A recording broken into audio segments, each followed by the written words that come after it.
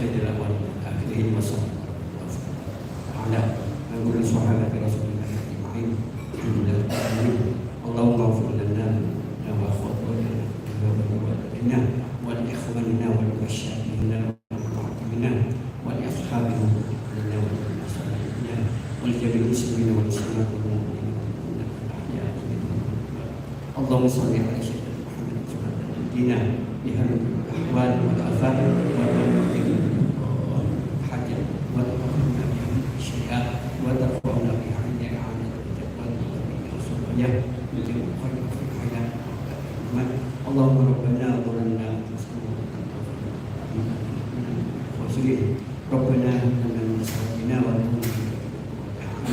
واجعلنا إماما واجعلنا إماما واجعلنا إماما ربنا آتنا في الدنيا حسنة وفي الآخرة حسنة وقنا النار وصلى الله على سيدنا محمد وعلى آله وسلم سبحان ربك رب العزة عما يصفون وسلام على المرسلين والحمد لله رب العالمين الشهر الفاتحة.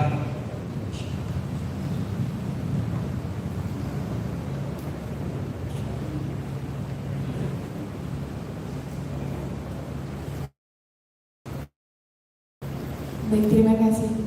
Dan sahabat kita pada acara inti pada malam hari ini yaitu ngopi, ngobrol pintar dengan tema dinamika organisasi kemasyarakatan dalam era post-trust.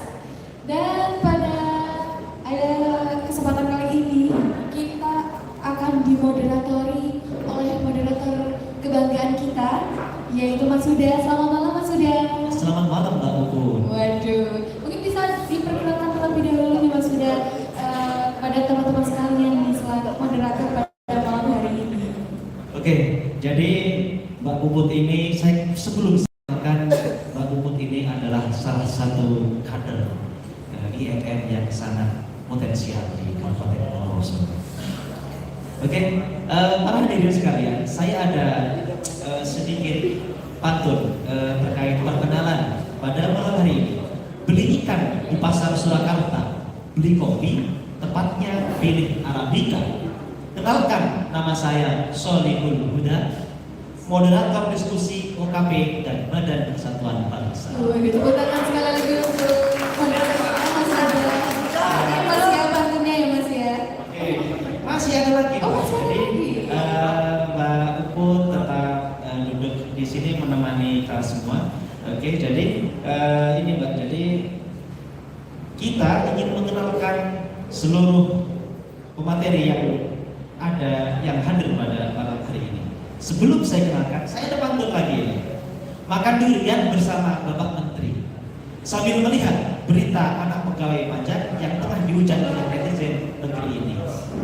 Izinkan saya kenalkan para pemateri yang akan memberi pencerahan tentang dunia teknologi saat ini. Ya, baik. Yang kita langsung saja, Mbak. Yang pertama adalah sebelum kita perkenalkan, kami mohon dengan hormat untuk Bapak pelaksana tugas Bankol Pak Haji Mulyadi untuk menemani kami pada malam hari ini. Karena apa? Nanti mungkin ada feedback dari teman-teman OKP untuk malam hari nanti bisa menjawab juga bagaimana tantangan-tantangan saat ini, post-truth saat ini. Jadi yang pertama, Bapak Haji Mulyadi MR, yaitu beliau adalah PLT Kepala Bankol Bondowoso yang saat ini juga mendapat amanah yang luar biasa, yaitu menjadi Kepala Dinas Pariwisata, Kebudayaan dan Pemuda Olahraga. Disparpora pun. Oke, yang kedua adalah Dr. Saiful Bahar MSI. Jadi Dr. Haji Muhammad Saiful Bahar MSI, beliau adalah dosen fisik UIN Sunan Ampel Surabaya yang juga tim ahli DPRD. Jadi tim ahli DPRD Kabupaten Bondowoso. Yang berikutnya adalah Bapak Ismaili MPD. Beliau adalah dosen Universitas Islam yang juga juga merupakan salah satu leader yaitu nasional di Kementerian Kominfo dan juga menjadi ketua RTIK, Relawan Teknologi Informasi dan Komunikasi di Kabupaten Bondowoso. Selain itu, beliau juga sudah melalang buana menjadi pemateri di Dinas Kominfo Pusat gitu. Ya, sebelumnya saya ingin memberikan pengantar kepada teman-teman kami dinamika organisasi kemasyarakatan dalam era post-truth. Kita tahu saat ini sudah memasuki era digital, teman-teman. Era digital saat ini meniscayakan kehidupan manusia yang serba mudah, serba cepat, dan serba instan. Melalui apa? Melalui teknologi digital. Perkembangan ini memudahkan siapa saja untuk mengakses beragam informasi hanya dengan mengandalkan jari. Era teknologi dan keterbukaan informasi membuat masyarakat bisa beropini atau menyuarakan pendapatnya dengan bebas.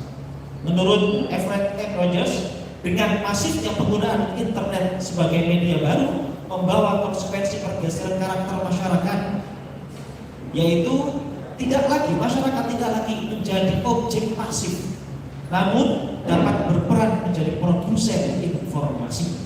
Masyarakat sebagai khalayak tidak lagi pada posisi objek yang dideterminasi media arus utama, tetapi lebih jauh dapat berperan memproduksi berita dan membentuk opini via apa? Platform media sosial. Dengan adanya berbagai hal ini adalah sesuatu yang dinamakan post-truth, pasca kebenaran. Apa itu? Yaitu suatu kondisi di mana fakta tidak terlalu berpengaruh dalam opini atau pandangan masyarakat dibanding dengan emosi, keyakinan, atau keberpihakan personal terhadap sebuah informasi. Kondisi inilah yang menyebabkan munculnya dan makin tersebarnya apa? Hoax atau berita bohong. Ada pergeseran sosial spesifik yang melibatkan media arus utama dan para pembuat opini. Dampaknya apa? Semakin tipis pembatas antara kebenaran dan kebohongan, kejujuran dan penipuan, fiksi dan non-fiksi. Masyarakat lebih mencari pembenaran daripada kebenaran. Opini yang beredar terkadang dianggap menjadi sebuah berita benar oleh publik dengan mengesampingkan fakta dan data informasi yang objektif.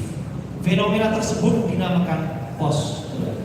Bagaimana kemudian penjelasan post-truth ini di dunia saat ini? Yang pertama akan diurai oleh Dr. Haji Muhammad Saiful Bahar MSI. Kepada beliau waktu dan tempat kami persilakan. Kami beri waktu sekitar 15 menit.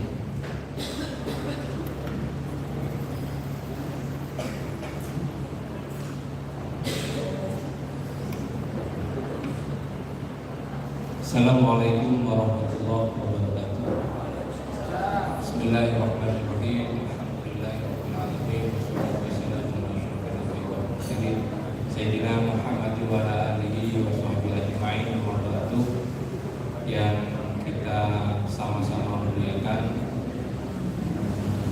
PRT Pakis Banpol Kabupaten Bondowoso, Bapak Haji Mulyadi yang sekaligus juga salah seorang wakil ketua KJRI Bondowoso,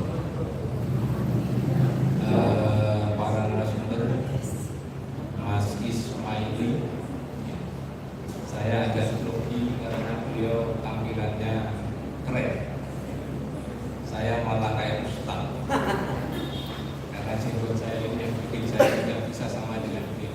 Kalau beliau jenggotnya masih hitam semua, yang saya sudah lebih dominan putih. Artinya saya sudah menjadi kelompok putih, beliau masuk kelompok hitam. Mas Huda kayaknya lebih tampan pakai kopiah daripada pakai kopiah. Saya punya ponakan cowok banyak.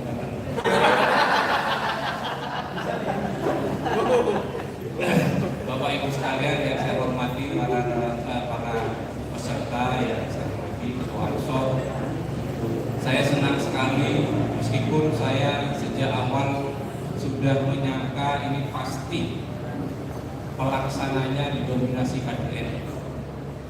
Saya yakin karena saya datang Jakarta belum ada orang. Kita sama-sama tahu kalau pelaksananya itu pasti telat. Saya sudah agak curiga tadi, jangan-jangan didominasi kader NU. Mau datang jam 6 belum setengah 8. Dasar NU. Tapi saya senang karena ternyata tidak didominasi NU saja. Saya lihat juga ada teman-teman dari IMM. Ini satu berita bahagia kalau kader NU sudah bertemu kader Muhammadiyah. Kalau zaman saya kuliah, kami ini masih sangat senang berdebat tentang urusan furu'iyah. Kader IMM dan kader PMI itu berdebat urusan yang furu'iyah. Masih masalah kunut subuh dipakai apa enggak, debat kita. Ya sama-sama bukan kita. Sama-sama punya dasar. Kalau katanya orang itu aula masuk nisa itu ya tidak harus bil musyarakah, tapi bagi kader Muhammadiyah ya bil musyarakah. Kalau tidak ada rangsangan tidak batal. Begitu kan kata kader Muhammad itu zaman saya. Dan hari ini saya tidak pernah mendapatkan lagi ada kader IMM dan kader PMI berdebat urusan kuno. Saya nggak tahu apakah karena sama-sama dewasa atau sama-sama nggak sholat subuh. Jangan-jangan ada yang berdua ya bilang nggak debat urusan kunut ternyata bukan karena sudah dewasa tapi sama-sama nggak sholat subuh. Saya nggak tahu yang mana yang benar. Teman-teman sekalian, saya senang sekali dengan tema kita pada hari ini karena kita memang ada di posisi seperti itu. Logikanya begini, kebohongan yang diulang-ulang itu akan jadi kebenaran. Misal begini, saya nggak berani mencontohkan diri saya karena saya kalau ngomong itu memang diocak. Biar Pak Mul saja sebagai contohnya. Pak Mul ini jalan-jalan ke Jakarta. Saya, Pak Mul, Mas Huda, sama Pak Ismail ini berempat pergi ke Jakarta.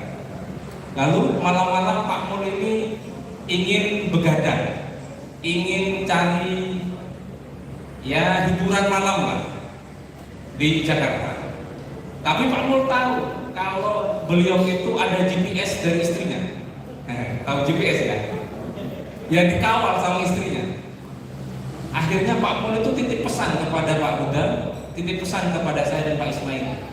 Kalau nanti istri saya telepon atau tanya, bilang saya istirahat, saya tidur. Lalu WA ke istrinya, Ma, aku kecapean, aku mau tidur, HP-ku tak matikan, khawatir ditelepon Pak Bupati. Karena saya capek, saya matikan saya. Dimatikan sama Pak Bupati. Padahal Pak Mul pergi cari hiburan malam. Ya hiburan malam di Jakarta itu ada Habib Kuitang, ada makamnya Habib Kuitang di sana. Dan kalau malam kami hiburan malam itu maksud saya jangan diartikan macam-macam lah. Lalu istrinya curiga, jangan-jangan tidak istirahat. Wah, saya harus konfirmasi kata istrinya Pak. Konfirmasi pertama ke saya karena jenggotnya putih bisa dipercaya. Tanya Pak Bahar, Pak Mul di mana? Karena saya sudah dapat pesan. Saya bilang kayaknya istirahat Bu, tadi kayaknya mau tidur. Karena saya sudah pesan. Udah, bohong itu sudah menjadi benar pertama. Tanya ke Pak Huda, karena masih penasaran. Pak Huda, Pak Mul kemana? Istirahat Bu, tadi saya tidur. Nah ini, karena wartawan kadang ada bohongnya, sama kita bohongnya. Lalu tanya ke Pak Ismail, Pak Mul di mana? Tadi Pak Min mau tidur. Nah ini sih. Kebohongan yang diulang-ulang itu bisa menjadi kebenaran. Istrinya hanya tenang, alhamdulillah istirahat betul.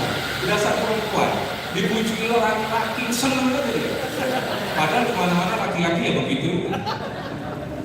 Teman-teman sekalian, itulah kenyataannya hari ini.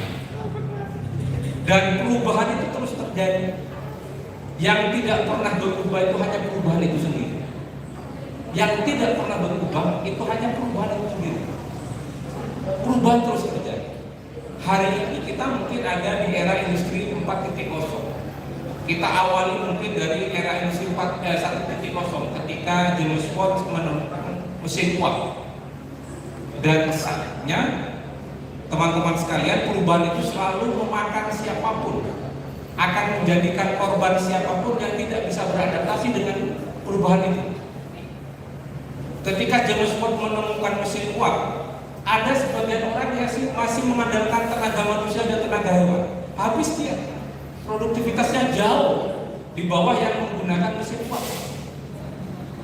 Ketika era industri 2.0, ketika listrik ditemukan, ketika mesin mobil ditemukan, bahkan kapal perang ditemukan, mereka yang tidak punya kapal perang itu jadi medan perang. Yang perang sekutu melawan Jerman, dua-duanya punya kapal perang. Indonesia yang tidak punya kapal perang jadi medan tempur, jadi korban. Siapapun yang tidak mengikuti perubahan jadi korban. Industri 3.0, ketika komputer ditemukan, ya kan? Vito Fler itu sudah menulis sebuah buku tentang gelombang ketiga. Dia mengatakan bahwa siapapun yang tidak beradaptasi dengan dunia informasi berupa komputer pada waktu itu, dia akan menjadi korban. Anda kira Singapura itu menjadi kaya raya karena mereka punya SDA yang luar biasa? Enggak, mereka nggak punya yang namanya Freeport. Mereka nggak punya hutan jati, mereka nggak punya apa-apa, tapi mereka punya informasi, mereka yang mengelola informasi, sehingga mereka menjadi kaya raya. Nah, sekarang kita memasuki satu era 4.0 yang banyak dikenal dengan era disrupsi. Banyak sekali perubahan di era disrupsi. Bahkan dunia barat, para kapitalis yang dulu sangat idolakan yang namanya kompetisi, itu kalang kabut ketika memasuki dunia atau era disrupsi ini. Misalnya apa? Sekarang tidak lagi teman-teman kejayaan itu diukur dengan hebatnya satu kelompok, satu golongan, seseorang yang bisa melakukan dominasi, orang yang bisa melakukan monopoli. Dulu orang yang berkuasa secara ekonomi adalah mereka yang bisa memonopoli pasar, betul? Siapa yang bisa memonopoli pasar, dia akan jadi penguasa. Itu dulu. Sekarang tidak. Sekarang yang masih memonopoli pasar, dia akan tertinggal. Karena hari ini bergeser. Paradigma pasar bukan lagi kompetisi, tapi pasar sekarang adalah kolaborasi. Mau bukti? Bukti yang paling ringan itu adalah dunia transportasi. Zaman saya dengan Pak Mul sering ke Bandara Juanda. Kalau kita ke Jakarta, kira-kira taksi apa yang paling sering kita cari? Yang paling direkomendasikan orang? Bluebird. Kenapa? Drivernya tidak nakal, argonya tidak pernah dimainkan. Bluebird juga punya armada terbesar, sehingga kompetitornya yang namanya Silver Orange itu tidak pernah menguasai pasar transportasi pada waktu itu. Tahun 2016 ketika saya sedang kuliah S3 di UNER, tiba-tiba ada satu alat transportasi yang sangat dominan. Bluebird tiba-tiba hilang, diganti namanya Gokar, Gojek, Grab, betul? Pertanyaan besarnya, kenapa Grab, Gokar, Gojek bisa mengalahkan Bluebird? Karena lebih murah. Paling gampang bahasanya karena lebih murah. Kalau naik Bluebird dari UIN Sunan Ampel, Jalan Ayani ke Karangmenjangan ke UNER, itu kalau naik Bluebird hampir 60.000 atau bahkan lebih. Tapi kalau naik Gokar, Grab atau Gojek itu cukup 26.000. Pertanyaan besarnya, kenapa Grab, Gokar, Gojek bisa lebih murah dibandingkan Bluebird? Teman-teman, jawabannya karena ada kolaborasi.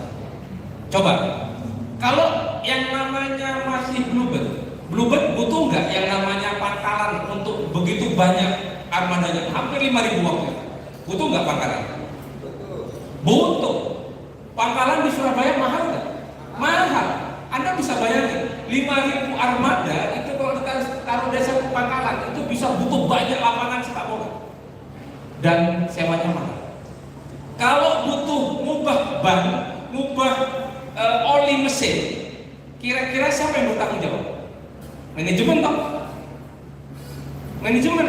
Yang namanya perbaikan, yang namanya perawatan itu semua manajemen. Sehingga mahal. Pertanyaan diulang dan diajukan kepada Gokar atau Grab. Grab butuh pangkalan nggak? Butuh pangkalan nggak Grab? Nggak butuh. Kemana larinya? Ya ke rumah masing-masing. Butuh perawatan? Nggak butuh. Manajemen nggak butuh. Nggak butuh merawat. Yang rawat siapa? Pemilik masing-masing. Ini yang akhirnya menjadikan Gokar dan Grab itu jauh lebih murah dibandingkan Bluebird. Kenapa? Karena orientasi pasar hari ini tidak lagi kompetisi semata, bukan lagi dominasi, tapi hari ini yang dibutuhkan adalah kolaborasi. Teman-teman sekalian, era disrupsi itu tidak hanya melahirkan satu semangat namanya kolaborasi. Di saat yang sama ada perubahan-perubahan, ada orientasi-orientasi, ada paradigma-paradigma yang berubah di masyarakat. Salah satu yang menjadi sangat luar biasa terjadi di masyarakat seperti yang Pak Huda tadi sampaikan. Kita untuk mendapatkan informasi tidak lagi kita menjadi objek dari berbagai media mainstream yang ada manajemennya, yang ada pimretnya, yang ada dewan redaksinya. Tiba-tiba kita semua itu bisa menjadi sumber informasi. Kenapa? Karena setiap manusia, setiap orang di era sekarang itu bisa memproduksi informasi. Apa akhirnya yang terjadi?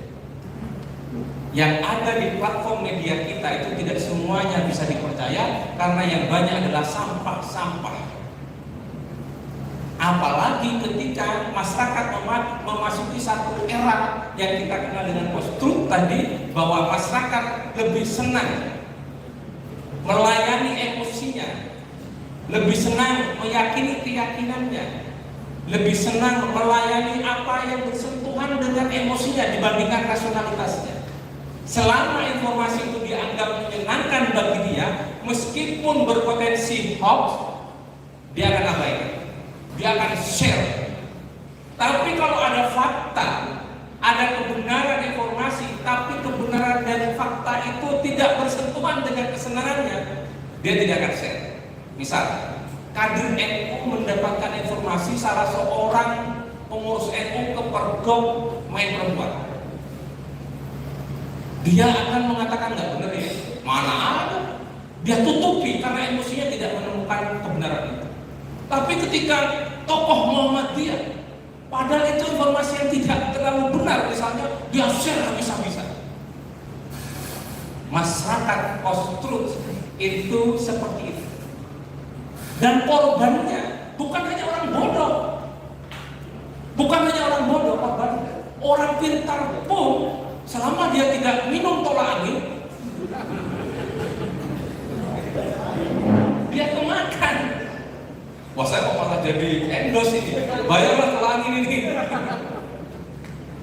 Dia bisa kemakan. Dan dunia internasional memberikan itu. Amerika itu orangnya pintar-pintar. Demokrasi mereka dianggap demokrasi tertua dan menjadi contoh. Tapi 2016 karena memasuki era post-truth ini, seorang yang tidak punya prestasi apapun di politik, dia memiliki rekam jejak yang tidak bagus di politik, bisa mengalahkan orang yang punya rekam jejak luar biasa di politik. Siapa itu? Di Amerika. Namanya Donald Trump. Bisa mengalahkan seorang perempuan yang luar biasa namanya Hillary Clinton, istrinya Bill Clinton.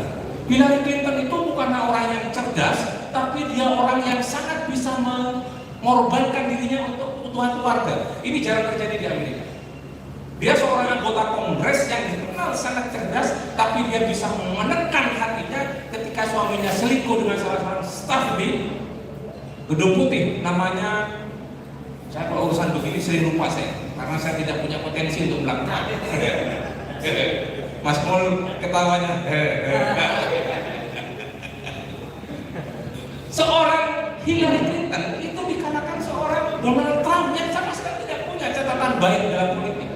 Dia hanya seorang pengusaha, dia pemilik sebuah majalah namanya Playboy, artinya dia itu hanya punya rekam jejak menjual paha dan payudara. Anda sudah pernah baca majalah Playboy?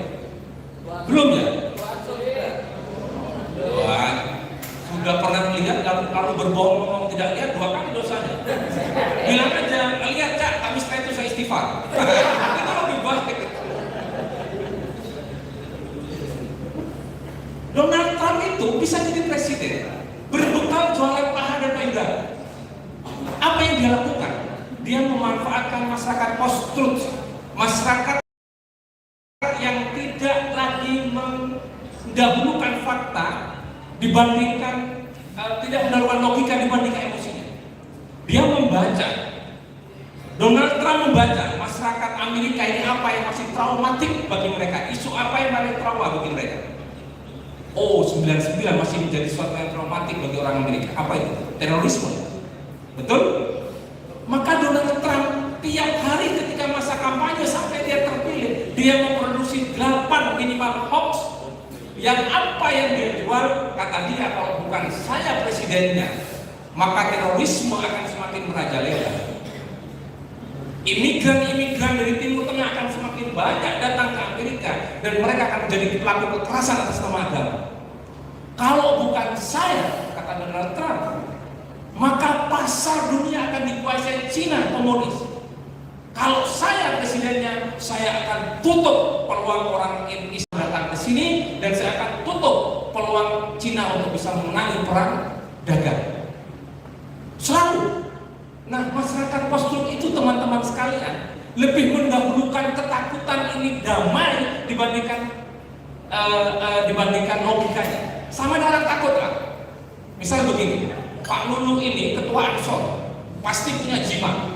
Ansor punya jimat, punya sukses, Pak pernah digegeman. Tapi Mas Lulu sudah kemakan informasi bahwa di sebelum rumahnya di sebuah makam tua itu ada hantu. Yang hantu itu hanya bisa menakut-nakuti ketua Ansor, yang lain tidak boleh takut-takuti. Dan Pak Lulu kemakan. Kira-kira Mas Lulu itu kalau sudah kemakan, dia mendahulukan rasionalitasnya atau emosinya? Emosinya. Meskipun kalau pakai daya pikir dia, pakai logikanya nggak masuk akal, mana ada hantu pesanan, hanya ketua Ansor yang takut-takuti. Tapi kan dia tahu, maka logikanya dikalahkan oleh rasanya. Sama persis. Orang Amerika ketakutan.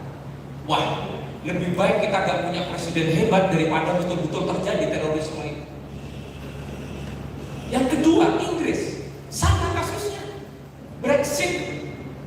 Pernah dengar Brexit? Inggris keluar dari Uni Eropa. Sama. Karena mereka ketakutan kalau masih ada Uni Eropa, mereka tidak akan menjadi negara yang besar. Brazil, negaranya juga tidak kalah hebat. Itu bisa mempunyai presiden yang sama sekali tidak punya kemampuan apapun. Dia hanya bisa mengandalkan bahwa dia mantan militer dan dia arogan, tapi dia menolak komunisme. Namanya Bolsonaro. Tahun 2012 dia jual ketakutan juga. Dia bikin hoax tiap hari. Jual apa kata dia? Kalau bukan saya presidennya, yang terjadi adalah Brasil akan kembali dikuasai oleh paham komunis. Teman-teman sekalian, post-truth ini tidak hanya terjadi di luar negeri.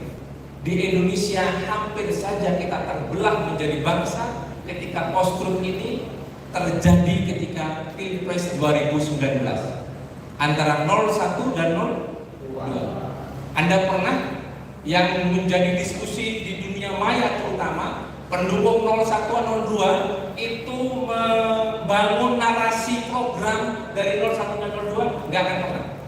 Narasi yang muncul semuanya adalah hoax. Apa katanya? Kata 01, kalau 02 yang jadi, kalau Prabowo yang jadi, maka kita sebagai NKRI akan dominasi oleh kelompok-kelompok Islam radikal. Habib Rizik FPI yang akan menjadikan pemimpin, menteri agamanya Habib Rizik. Maka yang terjadi bukan NKRI tapi adalah khilafah. Dibalas oleh kelompok 02. Kalau Jokowi yang jadi, nomor satu yang jadi, komunisme akan semakin merajalela di negeri. Bukan program yang dijual, tapi ketakutan-ketakutan. Untung Indonesia punya dua organisasi kemasyarakatan keislaman, namanya Muhammadiyah dan NU. Ini serius ini. Serius ini. Silakan cek tulisan saya.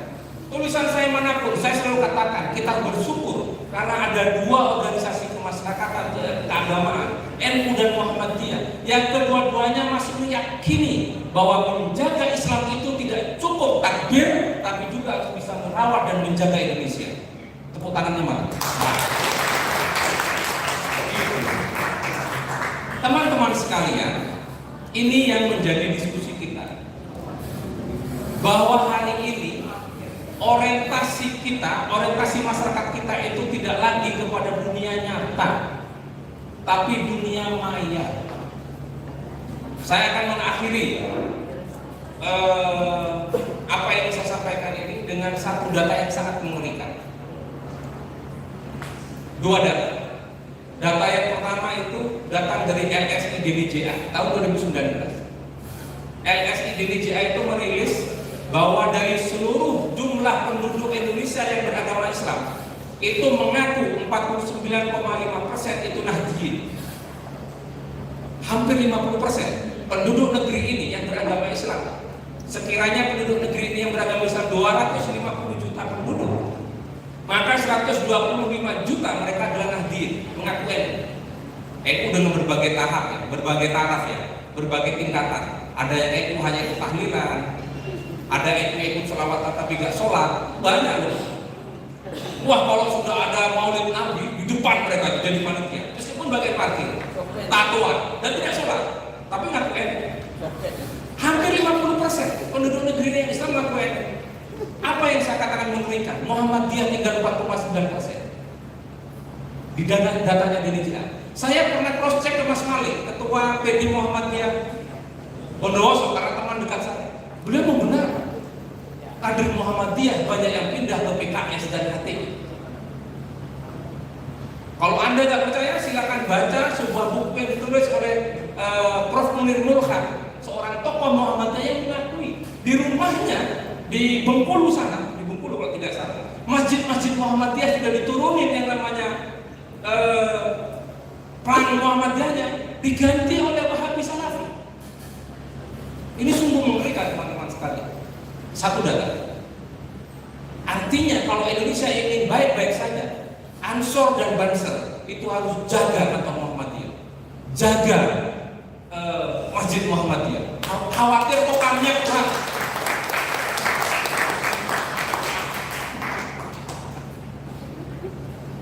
Boleh angkat telepon ya? Boleh. Sebentar. Boleh.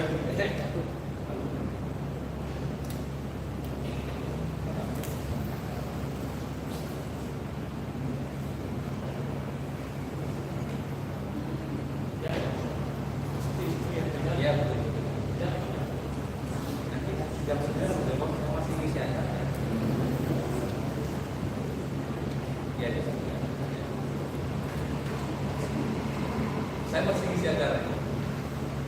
Oke. Selesai. Oke, masuk. Dewan Suro. Kapolda.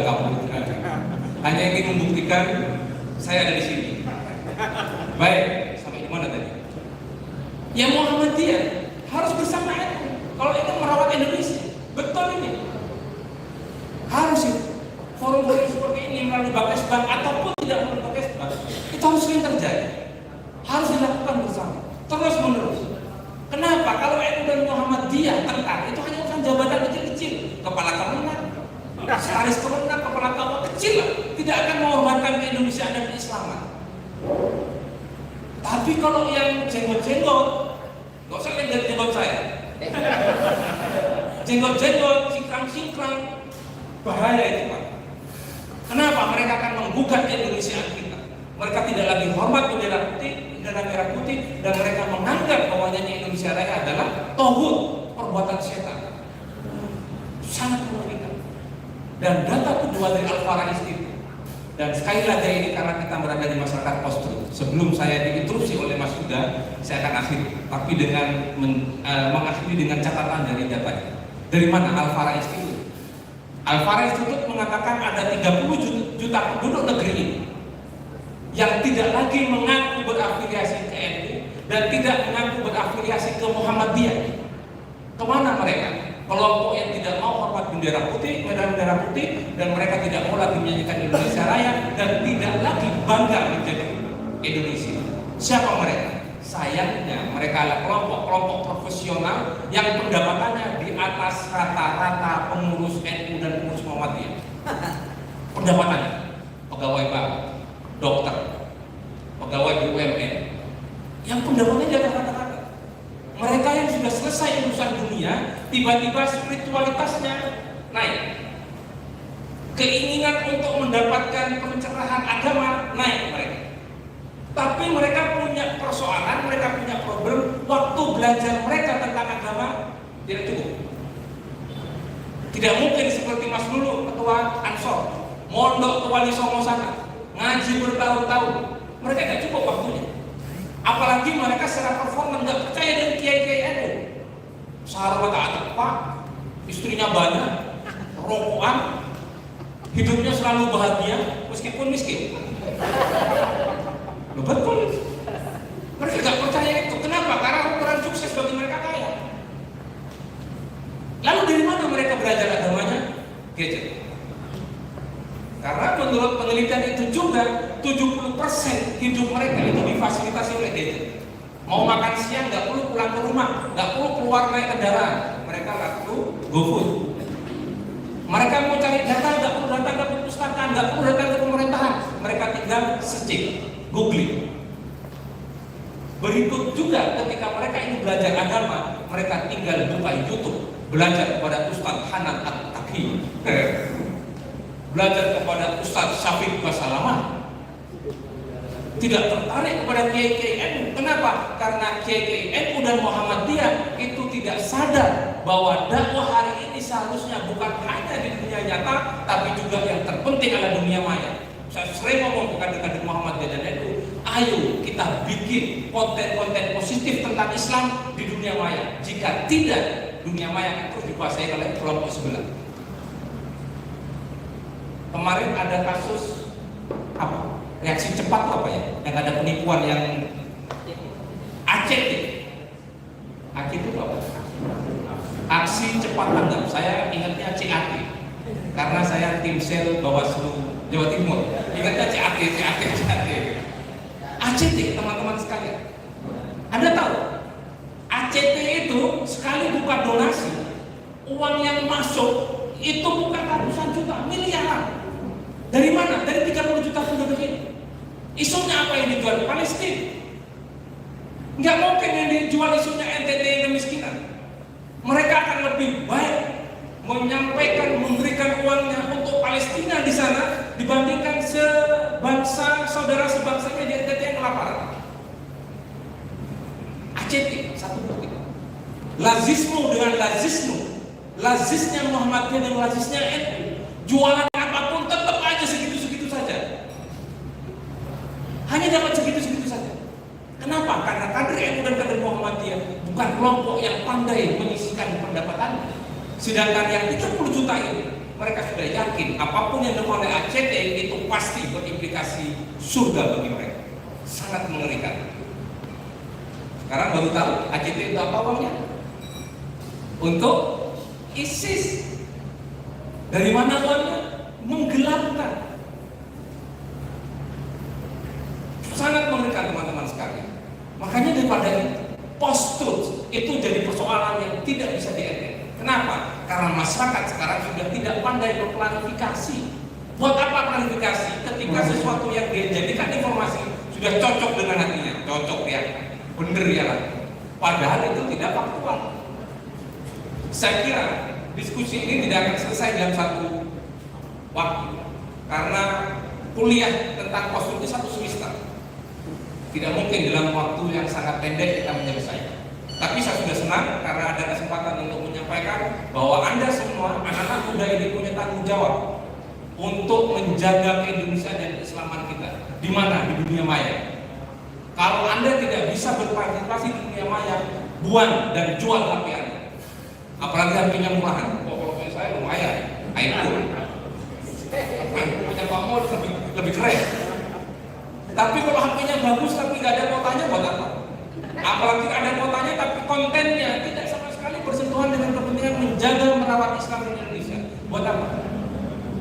Ini teman-teman sekalian, saya kira Anda semua punya tanggung jawab untuk menjadi salah satu pilar yang menjaga keislaman sekaligus menjaga Indonesia kita. Saya kira itu yang bisa saya sampaikan. Mungkin saya tidak bisa sampai selesai karena saya harus segera kembali ke Surabaya. Nanti jam 8:30 saya mohon izin. Sekian dari saya. Assalamualaikum warahmatullahi wabarakatuh. Waalaikumsalam warahmatullahi wabarakatuh. Hadirin sekalian, barusan adalah pemaparan yang sangat luar biasa. Kopi Arabica diminum sungguh nikmatnya, disandingkan biskuit bertambah lagi nikmatnya. Pemateri sudah menjelaskan dengan luar biasa. Silahkan saatnya audiens bertanya. Jadi akan kita buka 3 pertanyaan di sesi ini karena saat ini masih pukul 20.08, masih ada waktu sampai 8:30 untuk diskusi. Sebelum ke materi selanjutnya, kami buka 3 penanya di sesi ini.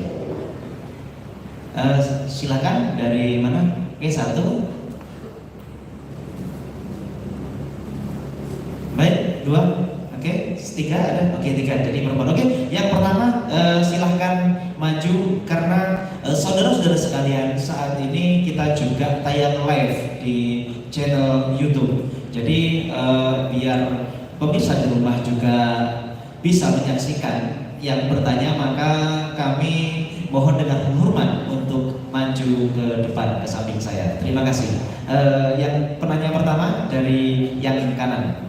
Ya.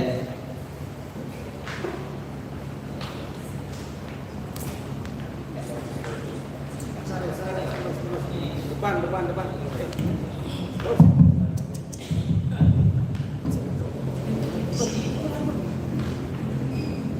Ya, terima kasih atas waktunya. Assalamualaikum warahmatullahi wabarakatuh. Sebelum ke pertanyaan, tadi sudah banyak disampaikan oleh pemateri dengan tema era post-truth atau pasca kebenaran.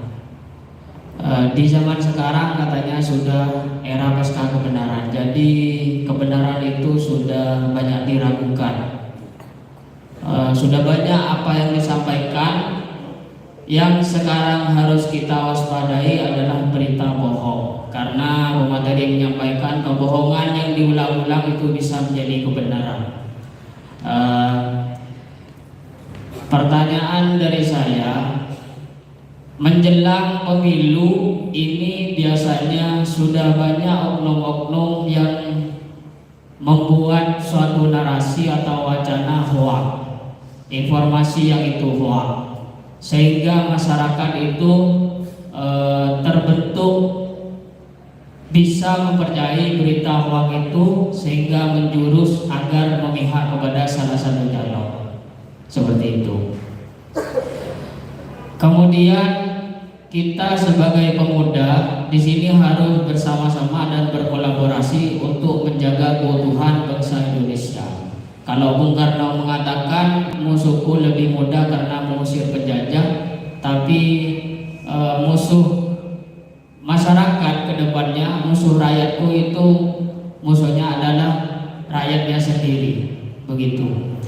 Bagaimana kita melawan berita hoak yang pasti akan terjadi di sekitar kita, yang itu oknum-oknumnya itu bukan orang yang biasa, tapi orang-orang yang sudah cerdas dan itu membuat suatu berita hoak di media-media sosial sehingga kita bisa terpecah belah. Karena sudah tidak mudah untuk dipercayai oleh masyarakat tanpa suatu data, karena masyarakat itu sudah mempunyai HP semua. Nah, yaitu bagaimana kita melawannya, untuk melawan berita hoax itu.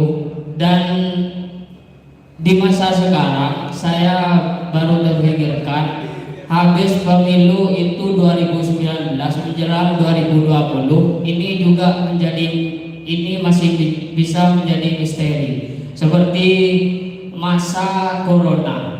Seperti masa corona, saya saja secara pribadi itu masih kurang percaya kok bisa setelah pemilu itu terjadi corona. Kenapa kok corona itu tidak terjadi pada saat 2018-2019? Bisa saja itu termasuk konspirasi dunia, diadakannya kejadian atau pandemi corona, sehingga 2019-2020 itu terjadi corona. Takutnya kedepannya bagi bangsa Indonesia itu ada hoax atau wacana yang bisa merusak bangsa Indonesia ini sendiri dari calon yang nanti muncul, sehingga ada hoax yang itu bisa merusak keutuhan negara kesatuan Republik Indonesia. Mungkin itu saja dari saya, kurang lebihnya mohon maaf. Wassalamualaikum warahmatullahi wabarakatuh. Nama saya Erwin Supriyanto dari PC Gigansor Bondowoso. Terima kasih. Kita tampung dulu Pak Dokter ya. Jadi oke, kita tampung dulu. Berikutnya, penanya berikutnya, tanpa mengurangi rasa hormat kami mohon untuk maju ke depan. Mic-nya.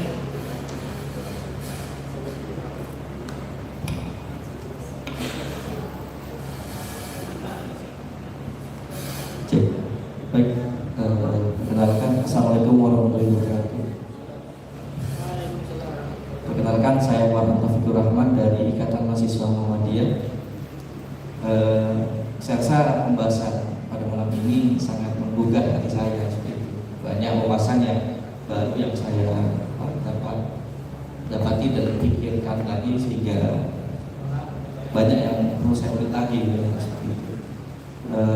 Di bangku perkuliahan saya pelajari dan juga buku yang sudah saya baca, saya menggarisbawahi atau mengambil sebuah kesimpulan bahwa era post-truth ini juga banyak katanya tentang manipulasi bahasa, dan bahasa merupakan artikulasi dari logika berpikir dan juga kebudayaan atau kultur masyarakat yang ada di suatu negara tersebut. Nah, pertanyaan saya, bagaimana kita selaku organisasi kemasyarakatan menciptakan kultur atau budaya sehingga apa yang kita artikulasikan dalam bentuk bahasa dan juga tingkah laku itu dapat meredam atau memberikan dampak positif terhadap kerasnya era post-truth ini. Contohnya kebudayaan atau kebiasaan apa yang mungkin dengan bisa rekomendasikan, mungkin hal sederhana atau hal besar seperti itu. Sekian dari saya. Billahi fisabilillah, fastaghfirul khairat. Assalamualaikum warahmatullahi wabarakatuh. Oke, terima kasih. Berikutnya untuk penanya yang ketiga, kami langsung mohon untuk bertanya ke depan.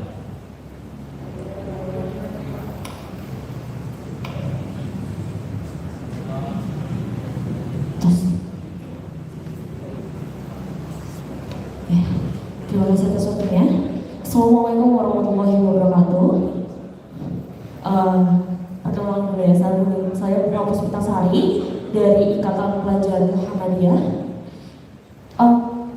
Alhamdulillah sekali saya pada malam hari ini dapat kesempatan sehingga bisa bertemu dengan pemateri-pemateri yang luar biasa yang menentang, yaitu post-truth. Kalau saya berpikir post-truth kalau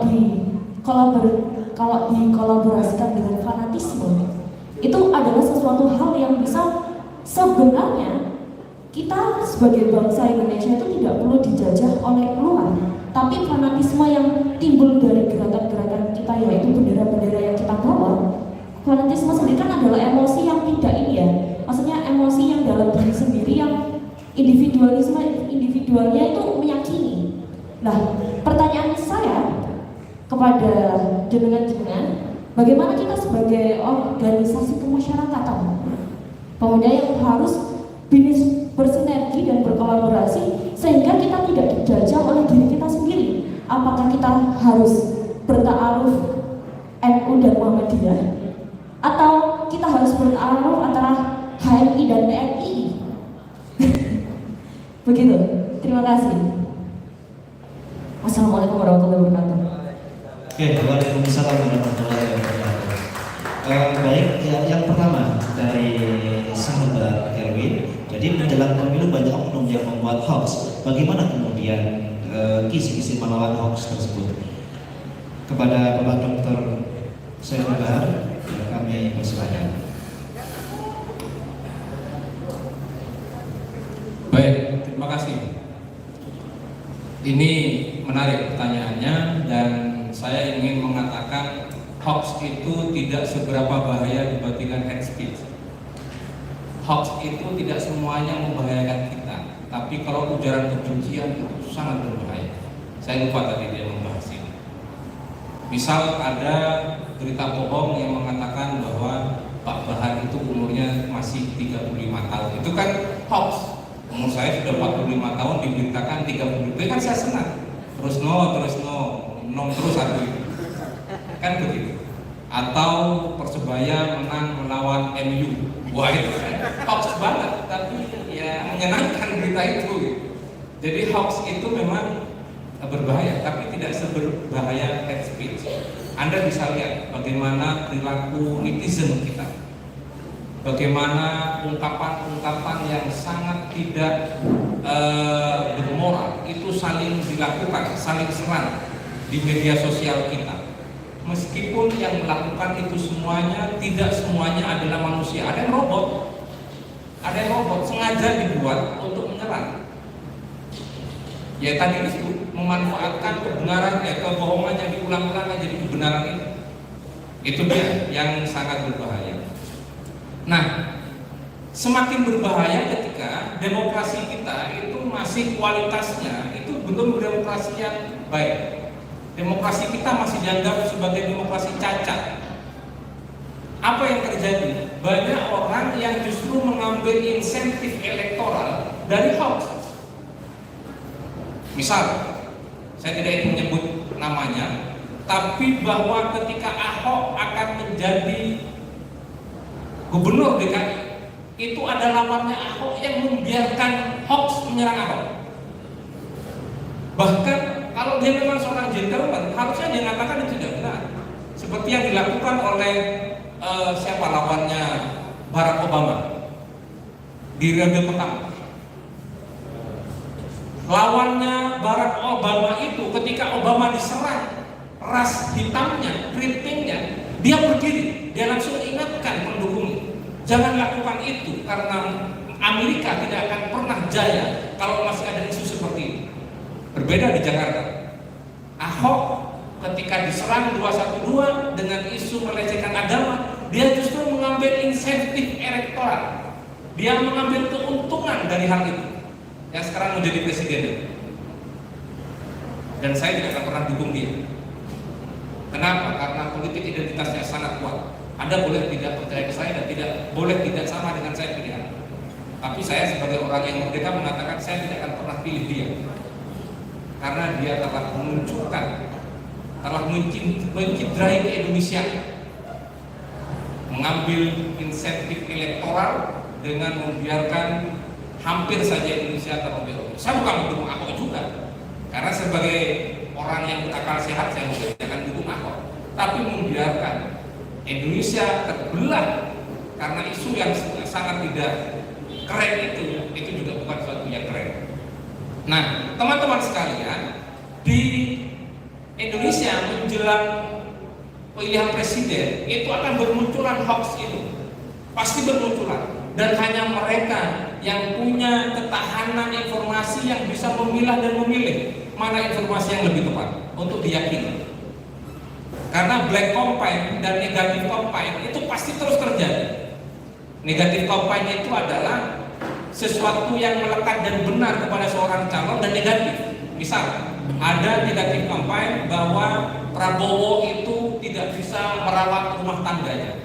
Itu kan tidak bisa dipungkiri bahwa Prabowo memang cerai, tapi itu kan tidak perlu dijadikan negatif campaign. Berbeda dengan berita lain bahwa Jokowi itu anaknya PKI, itu negatif atau black campaign? Itu black, itu adalah kampanye hitam, sesuatu yang tidak benar tapi diarahkan. Dan menjelang pilkada, pileg, apalagi pilpres, di dunia maya kita semua itu akan bertaburan begitu luar biasa dan tawuran mereka itu di media sosial kita. Anda lihat aja berapa banyak keluarga yang bersitegang di grup WA hanya gara-gara pilihan politiknya tidak sama. Ada? Saya kira banyak. Bahkan di grup dosen pun itu berdebat menjadi sesuatu yang sangat emosional hanya perbedaan pilihan presiden kemarin. Dan justru yang menjadi korban dan yang terpapar adalah dosen-dosen senior. Kalau dosen-dosen yang kayak kita yang masih tahu, yang sudah tahu dunia media sosial, itu tertawa-tertawa dan debatnya para senior itu dengan dalil mendukung Jokowi dengan dalil Al-Quran, yang mendukung Prabowo juga dengan dalil Al-Quran. Betapa lucunya negeri ini, Allah dilibatkan dalam urusan pilkada dan pilpres. Oke, itu ya. Jadi kepintaran bagaimana kita menjaga kebenaran itu. Yang kedua, pertanyaan dari rekan-rekan IMM. Jangan terjebak pada artikulasi bahasa dan betul itu. Itu sebenarnya sangat mudah kita baca. Kira-kira SBY bisa menang jadi presiden itu karena apa? Karena dia berusaha membangun narasi antitesa dari Megawati. Megawati nangisan, tidak tegas, lalu tiba-tiba dia datang menjadi antitesa Gus Dur dan Megawati. Gus Dur itu tidak sehat secara fisik, Megawati tidak cerdas secara akal, mungkin begitu yang dibangun. Lalu SBY datang dengan gagah, pinter, bahasa Inggrisnya bagus, seorang jenderal yang tegas, maka orang terbuai. Wah, ini dia nih presiden yang lebih tepat untuk menggantikan Gus Dur dan Megawati. Ini narasi yang dibangun teman-teman oleh mereka yang di tim suksesnya. Konsultan politiknya membaca itu, kemana arah psikologi masyarakat itu. Setelah SBY siapa yang jadi? Jokowi, antitesa lagi. Sebelum Jokowi muncul, apa yang dilakukan oleh anti SBY? Pencitraan. Begitu kan? Kita tidak butuh presiden pencitraan. Kita butuh presiden kerja. Muncullah orang yang tidak ganteng, tidak pintar, tapi bekerja terus-menerus. Siapa? Jokowi. Hati-hati Anda itu. Makanya kuliah di FISIP, biar tahu. Kalau ingin lebih keren, ya di FISIP insuran ampel. Ketemu saya nanti. Hati-hati. Sekarang yang muncul antitesanya Anies itu menarik. Jokowi yang nggak bisa apa-apa, bahasa Inggrisnya nggak jalan, lalu Anies tiba-tiba dibikinkan forum di dunia internasional pakai bahasa Inggris. Narasinya luar biasa. Jokowi yang hanya saudara, begini kan. Lalu Anies begitu wibawa, begitu kan. Prabowo sebenarnya membangun antitesa Jokowi. Apa yang dia lakukan? Tegas, bubar meja, buat. Kenapa dia harus pegang keris? Kenapa dia harus naik kuda? Untuk menunjukkan bahwa antitesa dari Jokowi, tapi tidak berhasil dia. Anies dimunculkan untuk menjadi antitesanya Jokowi. Nah, kalau Anda termakan dari semua bangunan narasi yang dibikin oleh para tim sukses dan konsultan politik ini, berarti Anda sama bodohnya dengan masyarakat yang pemakan itu. Lihat rekam jejak. Siapapun yang Anda pilih, lihat rekam jejaknya. Siapa yang punya rekam jejak terbaik? Karena rekam jejak itu tidak akan pernah dibohongkan. Yang terakhir, ada pertanyaan ini.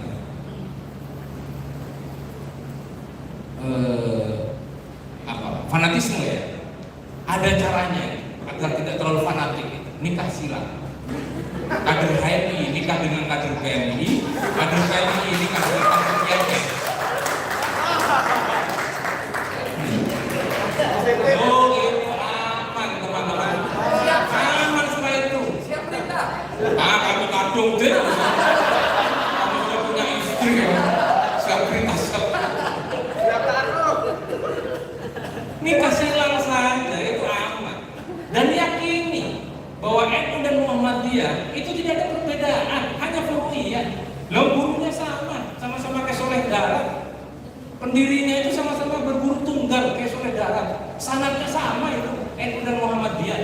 Cuman Kiai Ahmad Dahlan itu lebih senang bekerja dan membuktikan dalam kerja-kerja konkret, bikin rumah sakit, bikin sekolah. Sedangkan Kiai Hadratus Syekh Hasyim Asy'ari itu pemikir, nulis kitab.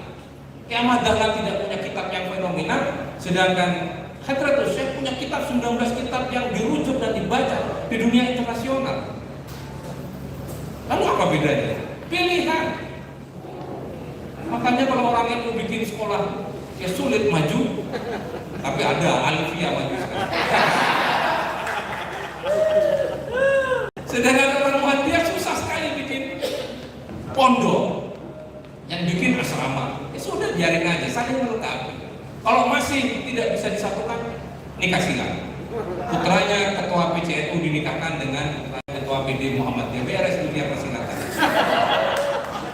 Paling akhir teman-teman sekalian, yang paling penting agar kita tidak terbuai dan tidak termakan adalah dua hal. Karena dengan dua hal ini kita bisa merawat keislaman dan keindonesiaan kita. Apa itu? Yang pertama bil hujjah, yang kedua bil akhlak. Karena dua ini akan dihancurkan. Pertama hujjah, ilmu pengetahuan. Ilmu itu menjadi kata kunci agar keislaman kita tidak diporak-porandakan oleh siapapun yang menginginkan Islam hancur. Dan akhlak. Ingat, Rasulullah berhasil menjadikan Arab itu menjadi Islam bukan hanya sekedar mengandalkan kebenaran Al-Quran, tapi karena kebaikan akhlak beliau. Jangan hanya gara-gara jadi pengurus Ansor, lalu tiba-tiba naik sepeda motor udah pakai helm. Ansor, oke. Polisi takut. Jangan, ayo kita rawat akhlak kita. Karena yang membedakan kita dengan mereka yang tidak inginkan Islam ini baik adalah mereka yang tidak berakhlak. Pertama berhujjah dengan ilmu, yang kedua bil akhlak. Itu yang mungkin bisa saya sampaikan. Saya mohon pamit, mohon izin, nanti bisa diteruskan oleh Mas Ismaili. Saya mohon izin karena harus segera ke Surabaya. Besok saya harus ngajar. Daripada saya dikasih kartu merah sama Pak Rektor, lebih baik saya dikasih kartu kosong sama Mas Mul, berarti ada ceknya. Sekian dari saya. Assalamualaikum warahmatullahi wabarakatuh.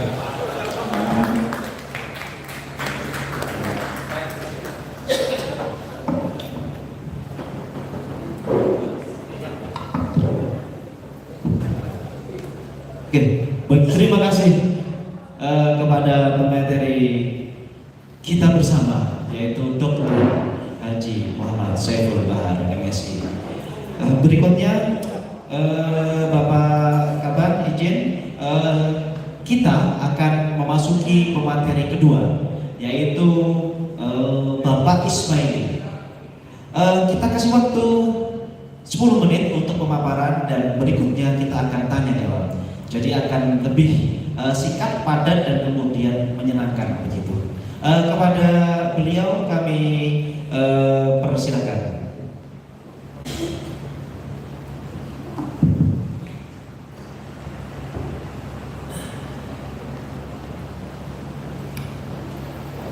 Assalamualaikum warahmatullahi wabarakatuh. Teman-teman, ini jam 8:30, jam-jam rawan, tapi insya Allah kita akan coba lebih bergairah lagi ya. Mudah-mudahan libidonya naik. Apa itu libido? Hasrat ya. Hasrat untuk berpikirnya, belajarnya juga naik. Dan tadi sudah dimulai dengan 3 penanya, ya Mas Yuda ya. Dan dimulai dengan satu anekdot tentang jenggot, ya, anekdot tentang jenggot. Maunya saya gojlokin Pak Mul, ternyata sudah kabur dulu. Mana ya? Enggak ada. Nah teman-teman, kalau teman-teman perhatikan ya, Mas Huda sekarang ini berbicara tentang anekdot jenggot. Jenggotnya dicukur agar tampak lebih muda, rambutnya juga dicukur agar tampak lebih muda, agar teman-teman percaya bahwa dia itu adalah bagian dari OKP. Padahal sudah tua. Saya berjenggot juga bukan tanpa alasan. Saya punya Mas sudah dicukur, padahal jenggot itu adalah bentuk determinasi. Saya seringkali ngisi kuliah di kelas-kelas baru, entah di Jember, di Probolinggo. Kemudian saya biasa on time. Biasa on time, kemudian duduk di depan kelas gitu, terus ada cewek-cewek datang, terus tanya si cewek, "Mas, dosennya sudah datang?" Saya jawab, "Belum, tunggu aja di dalam." Oh, udah masuk tuh mereka semua. Masuk di kelas, saya masuk, "Assalamualaikum," langsung duduk di meja dosen. Langsung bisik-bisik, "Itu tadi dosennya." Maka sejak dari itu saya bertobat untuk terlihat seperti muda dan saya memelihara jenggot. Hidup jenggot. Itu ruginya. Tapi jenggot yang paling bagus itu punyanya jenggotnya Pak Mul. Nah, coba ya kan jenggotnya Pak Mul itu di salon ya. Kelihatan rapi banget ini. Itu pengennya saya gojol di depan ini. Ternyata beliau udah kabur di belakang gitu ya. Itu jenggot terbaik. Nah, teman-teman, tadi teman-teman dengar satu kata penting itu, namanya antites. Ini kalau teman-teman benar-benar petik antitesa itu, ini akan muncul pemimpin-pemimpin baru di Bondowoso yang bisa jadi merubah Bondowoso lebih baik. Saya tidak tahu itu. Kalau teman-teman bisa manfaatkan satu kata antitesa tadi.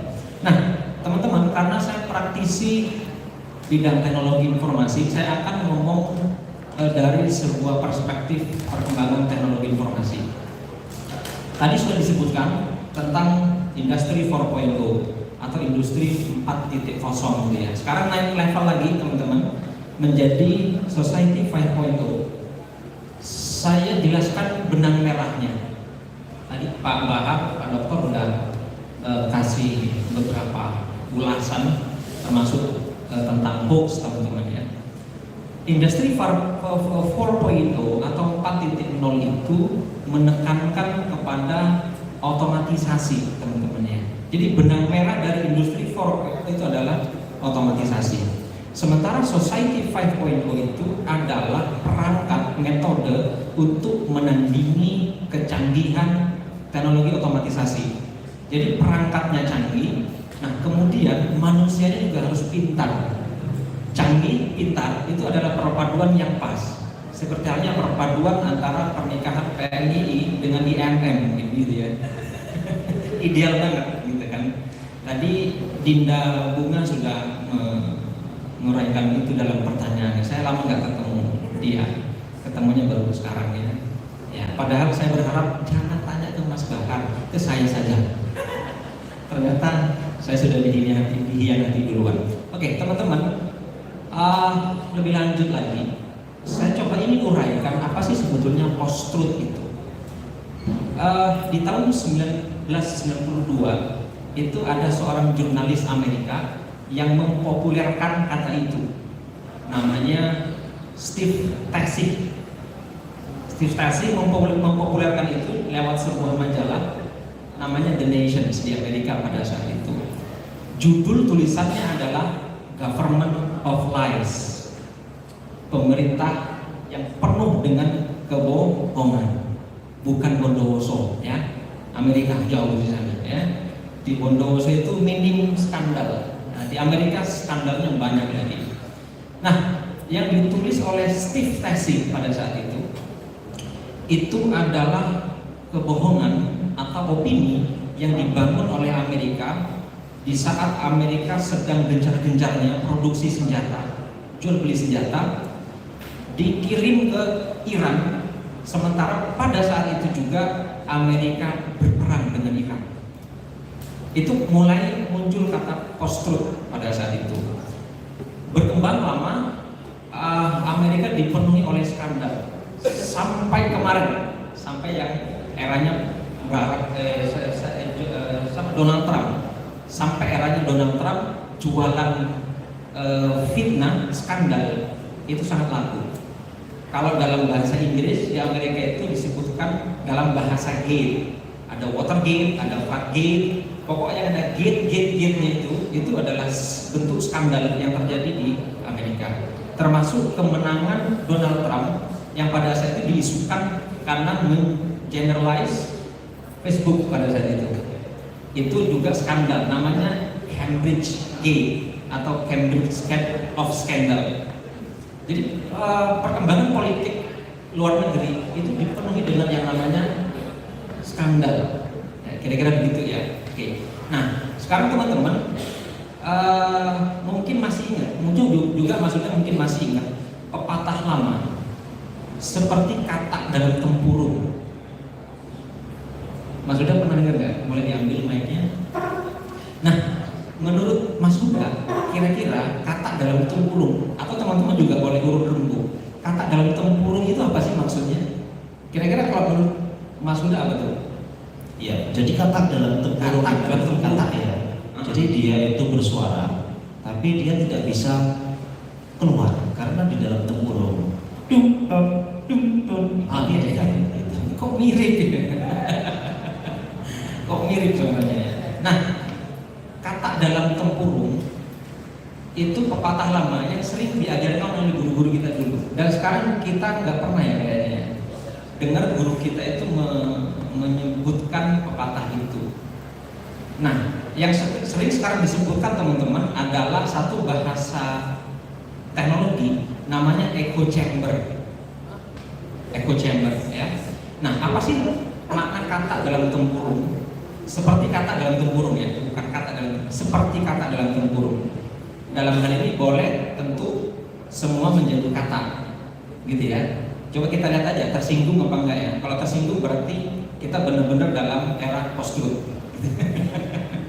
Kalau nggak tersinggung berarti kita dalam zaman truth. Jadi zaman sebelum post truth itu namanya truth. Post truth ya seperti yang dijelaskan Mas Huda tadi, penuh dengan kebohongan, kebenaran alternatif, fakta alternatif dan lain-lain, gitu ya. Nah, menurut teman-teman, saya ajak berpikir karena ini adalah forum berpikir, bukan forum berzikir. Sepakat ya? Oke. Karena ini adalah forum berpikir, ya maka saya ajak di jam segini itu untuk berpikir. Nah, kira-kira teman-teman, kata dalam tempurung yang dia kita kenal sebagai orang yang atau kata yang kurang wawasan, bodoh, lugu, picik dan lain sebagainya. Kira-kira kata itu sekarang ada di mana? Masih dalam tempurung? Apakah sudah di luar tempurung di era keterbukaan informasi ini? Jawabannya kira-kira apa? Kata Dinda Bunga itu di luar. Yang lain? Kira-kira kata itu sudah di luar apa belum? Sudah di luar. Oke. Saya anggap kata itu sudah benar-benar sudah ada di luar. Cuman si kata yang ada di luar tempurung, pas di atas tempurungnya, tidak di sekitar tempurungnya, pas di atas tempurungnya.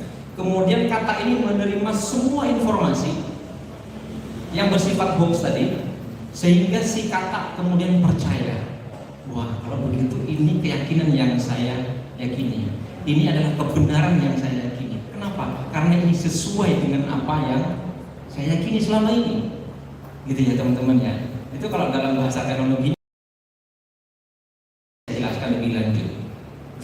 Nah, kata yang di luar tempurung dirundung oleh hoax, berita alternatif, berita yang dengan kebenaran alternatif, atau berita bohong, atau berita fitnah.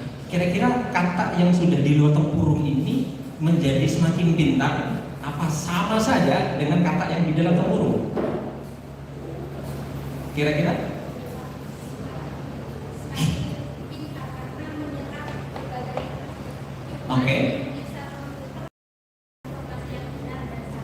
Oke, semakin pintar kan?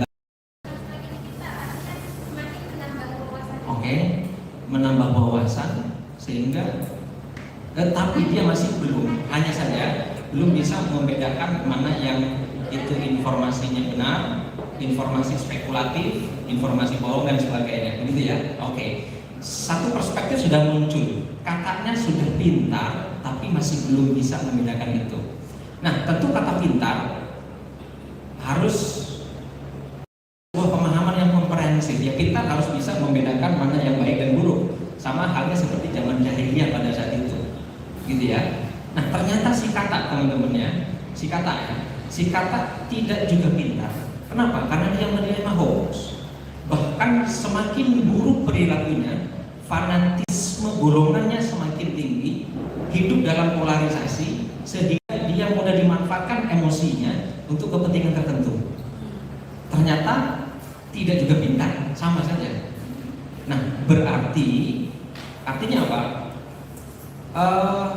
keterbukaan informasi, akses terhadap gadget tidak menjamin bahwa teman-teman dapat informasi penting, gitu ya. Saya mengutip satu kutipan bahasa Inggris. Kutipannya ada dua. Yang pertama adalah I believe, therefore I'm right.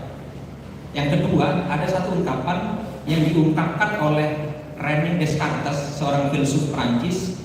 Dia mengatakan I think, therefore I am. Saya ulaskan. Rowo René Descartes. Karena saya bukan dosen agama gitu ya. Kalau Mas Bahar memang agamanya kuat, ditambah lagi dosen fisik, sehingga dapat membahasakan agama tadi ya. Oke. Pertama teman-teman, I believe, therefore I'm right. Saya percaya, makanya saya benar. Yang kedua, saya berpikir, makanya saya ada. Kira-kira yang benar yang mana? Yang pertama apa yang kedua? Yang kedua, yang benar adalah yang kedua. Nah, maka dari itu teman-teman, era ini, era bertebaran hoax ini, sebetulnya kunci penyelesaiannya adalah jika teman-teman mampu melakukan metodologi berpikir yang benar. Itu aja sih sebetulnya. Ini kan kembali ke teori lama. Teori lama ketika ayat Al-Quran diturunkan pertama kali ya ikro itu, baca itu, mikir. Artinya ayat itu sampai sekarang masih sangat kontekstual, apalagi zaman sekarang ini. Gitu ya teman-teman ya. Saya ambil satu bukti bahwa I believe therefore I'm right. Dulu ketika pencalonan gubernur Jawa Timur, ada satu paslon yang dibikinkan hoax. Paslon dibikin hoax di dalam mobil mangku purel. Oh. Masih ingat mungkin teman-teman ya? Ya dengan pakaian itu ya saya boleh menyebutkan itu cewek dengan kriteria purel ya. Dan sekarang lagunya juga viral banget ya. Itu teman-teman tahu nggak siapa itu? Calon wakil gubernur, namanya Mas Anas ya. Oke. Mas Anas mengaku pada satu sesi seminar di Jember.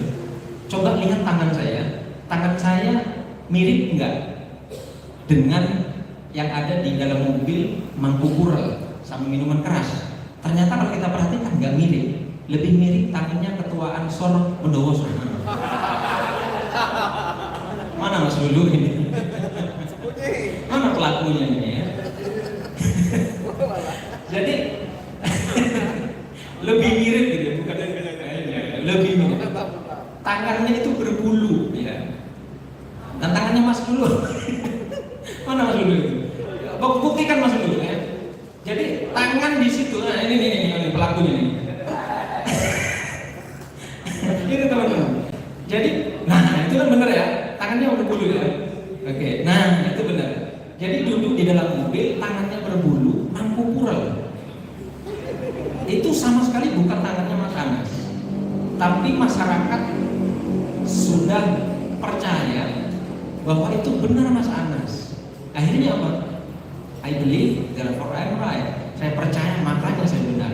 Akhirnya hoax itu menyebar sehingga mampu menurunkan kredibilitas paslon pada saat itu, terutama di pribadi Mas Anas sendiri. Akhirnya apa? Mundur, gitu ya.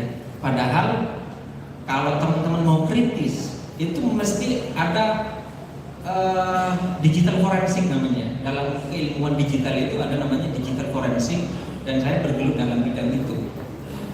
Jadi digital forensik itu kita pastikan tuh apakah keaslian foto itu ini benar, hasil editing apa benar apa enggak, hasil green screen apa enggak, dan lain sebagainya. Itu ada ilmunya teman-teman ya, namanya digital forensik, dan itu benar-benar bohong, gitu ya. Nah sekarang kembali lagi ke menyambung apa yang dikatakan Mas Bahar tadi. Apakah skandal berita bohong atau kebenaran alternatif itu munculnya sekarang di era post-truth? Enggak. Tadi Pak Bahar menyebutkan beberapa kejadian di luar negeri. Saya ambil contoh di dalam negeri. Bagaimana emosi itu dimainkan dulu oleh PKI, teman-teman ya. Partai Komunis Indonesia yang haluan ideologinya adalah benar-benar komunis. Nah, teman-teman, apa sih sebetulnya yang dimainkan oleh PKI pada saat itu? Isunya apa? Isunya dua yang dipakai, yang dimainkan. Yang pertama adalah isu kemiskinan, kemudian isu ketertindasan. Itu yang dimainkan, sehingga PKI pada saat itu masuk 3 besar, kalau nggak salah Mas Sudah. Masuk 3 besar, suaranya di parlemen, gitu ya. Banyak sekali. Isu yang dimainkan apa? Isu kemiskinan dan isu ketertindasan. Emosinya dimainkan sehingga banyak orang di desa yang masuk dalam kategori lambang PKI itu. Yang arit itu adalah petani, yang palu itu adalah kaum buruh, sehingga mereka berbondong-bondong masuk PKI dan mendukung PKI. Kenapa? Emosi mereka yang dimainkan, sehingga terjadi kerusuhan di Cianjur ya, di Jawa Barat ya. Nah itu teman-teman sebetulnya model lama ya. Cuman sekarang apa sih bedanya? Skandal itu, saya menyebutnya post-truth itu masa di mana penuh skandal, sehingga kebenaran alternatif itu dipercaya bersama, kemudian menjadi acuan. Saya menyebutnya dengan kata skandal. Skandal dulu sama sekarang itu bedanya apa? Kalau dulu butuh media untuk propaganda, mereka punya koran, mereka siaran radio, di mana si pendengar tidak bisa interaktif dengan media arus utama tadi. Beda dengan yang terjadi sekarang, gitu ya. Yang terjadi sekarang adalah semuanya bisa menggambarkan, semua bisa menulis. Contoh saja di Bondowoso, di SRB kalau teman-teman tahu ya. Nikah mun ecompo nyamanan ningkong keretan, mun ecompo orman jenengan. Itu semuanya berhak menggambarkan melalui itu. Nikah mun ecompo nyamanan jamur keretan, jamur kolat gitu. Nikah mun ecompo nyamanan kolat keretan, mun ecompo biar napa gitu ya. Jadi media ini menjadi sarana untuk bertukar informasi, dan media arus utama mulai bergeser. Media arus utama jika tidak memanfaatkan itu, maka yang habis. Kenapa? Karena eranya adalah era semua orang berhak ngomong tanpa dia tahu kebenarannya, gitu ya. Nah, berbicara tentang skandal lagi teman-teman, saya meminjam istilahnya Lacan dan Bresser, kemudian dikombinasikan oleh Sigmund Freud tentang politik of libido. Wah, ini ada istilah baru teman-teman ya. Mudah-mudahan teman-teman bisa belajar ini. Kalau dengan libido di malam hari, ya insya Allah libidonya tambah naik ya. Nanti kita segera pulang karena istri-istri kita sudah menunggu di kamar. Oke, tentang sebuah politics of libido, di mana pada istilah ini itu muncul sebuah istilah bahasa Indonesia namanya politik hasrat. Nah, dalam dalilnya, dalam bahasa Inggris lagi, karena saya tidak bisa berbahasa Arab, bisanya berbahasa Inggris saja. Desire will find its meaning in the desire of others. Hasrat atau libido tadi, libido politik itu akan menemukan maknanya itu di hasrat yang lain. Saya contohkan tadi apa yang dilakukan oleh gerakan komunis tadi. Gerakan ideologi komunis itu hasrat libidonya dia tanamkan melalui libido lain, hasrat lain. Dia munculkan kemiskinan, gitu ya. Kemudian munculkan ketertindasan, gitu ya. Itu semacam gerakan untuk mengantitesa keadaan. Ada pemimpin yang masuk gorong-gorong, ya. Kemudian dia selfie dari atas, sehingga dia merasa pemimpin yang pro-rakyat. Ada ya? Ada. Pemimpin yang ahli masuk gorong-gorong gitu ya. Masuk gorong-gorong, ada aspal, nyemplung di aspal gitu ya. Ada orang tanam padi, dia nyemplung tanam padi meskipun jalannya salah, ke depan jalannya gitu ya. Nah, itu teman-teman, teori ini udah ada dulu banget dan digunakan dari dulu sampai sekarang. Laku nggak? Laku. Sekarang lebih laku. Kenapa? Menjamurnya lebih cepat. dengan sosial media, sehingga muncul yang namanya echo chamber. Echo chamber adalah satu hal yang ingin saya jelaskan terakhir teman-teman ya saat ini. Jadi echo chamber itu, echo itu adalah suara echo ya. Chamber itu diibaratkan seperti ini teman-teman. Itu namanya chamber. Jadi di mana kita bersuara, maka akan menggema dan meliputi ruangan itu saja. Seperti halnya kata dalam tempurung itu. Jadi istilah kata dalam tempurung, padanan dalam bahasa Inggris atau dalam bahasa teknologi itu namanya echo chamber. Nah sehingga misal begini, ketika teman-teman Ansor bikin gerakan dan semua mengiyakan, meyakini kebenarannya bahwa gerakannya benar, itu adalah echo chamber. Ketika teman-teman IMM atau teman-teman Ikatan Muhammadiyah, Ikatan Pelajar Muhammadiyah bikin gerakan misalnya, dan itu diamini, diyakini oleh anggotanya sebagai bentuk kebenaran tanpa cross check dengan sumber-sumber lain, nah itu juga namanya echo chamber, gitu ya. Dan ini yang menjadikan potensi polarisasi cebong dan kampret, gitu ya. Cebong dan kampret itu tumbuh subur di masa Pilpres 2019, dan kita bisa prediksi nanti di 2024 kira-kira munculnya apa? Ya, entah butebut atau apa gitu ya. Mujair sama butebut, kita apalah gitu kan. Nah, kemudian semuanya mengklaim membenarkan fatwa-fatwa dalam golongan itu tadi, sama persis seperti kata dalam tempurung. Akhirnya merasa diyakini benar dan echo chamber semakin menggema dan kebenaran itu semakin merusak tatanan demokrasi kita. Gitu ya teman-teman ya. Tom Nichols itu pernah berkata dalam sebuah bukunya yang judulnya The Death of Expertise. Itu terjadi sekarang ini.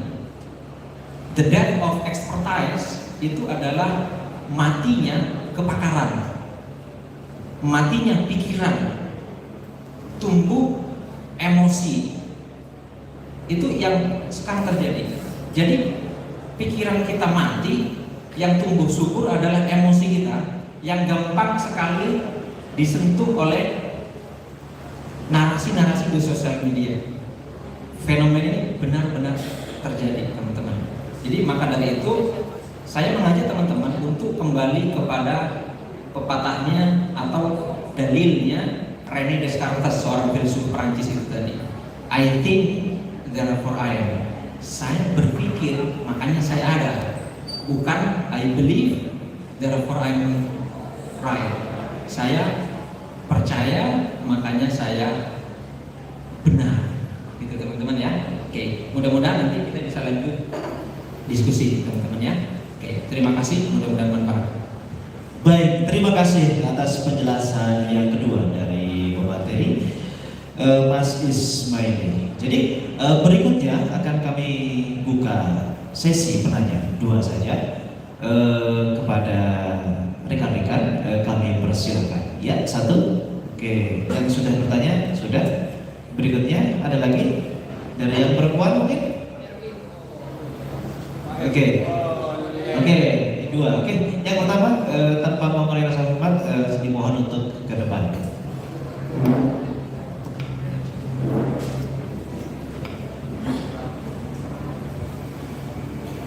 Bismillahirrahmanirrahim. Assalamualaikum warahmatullahi wabarakatuh.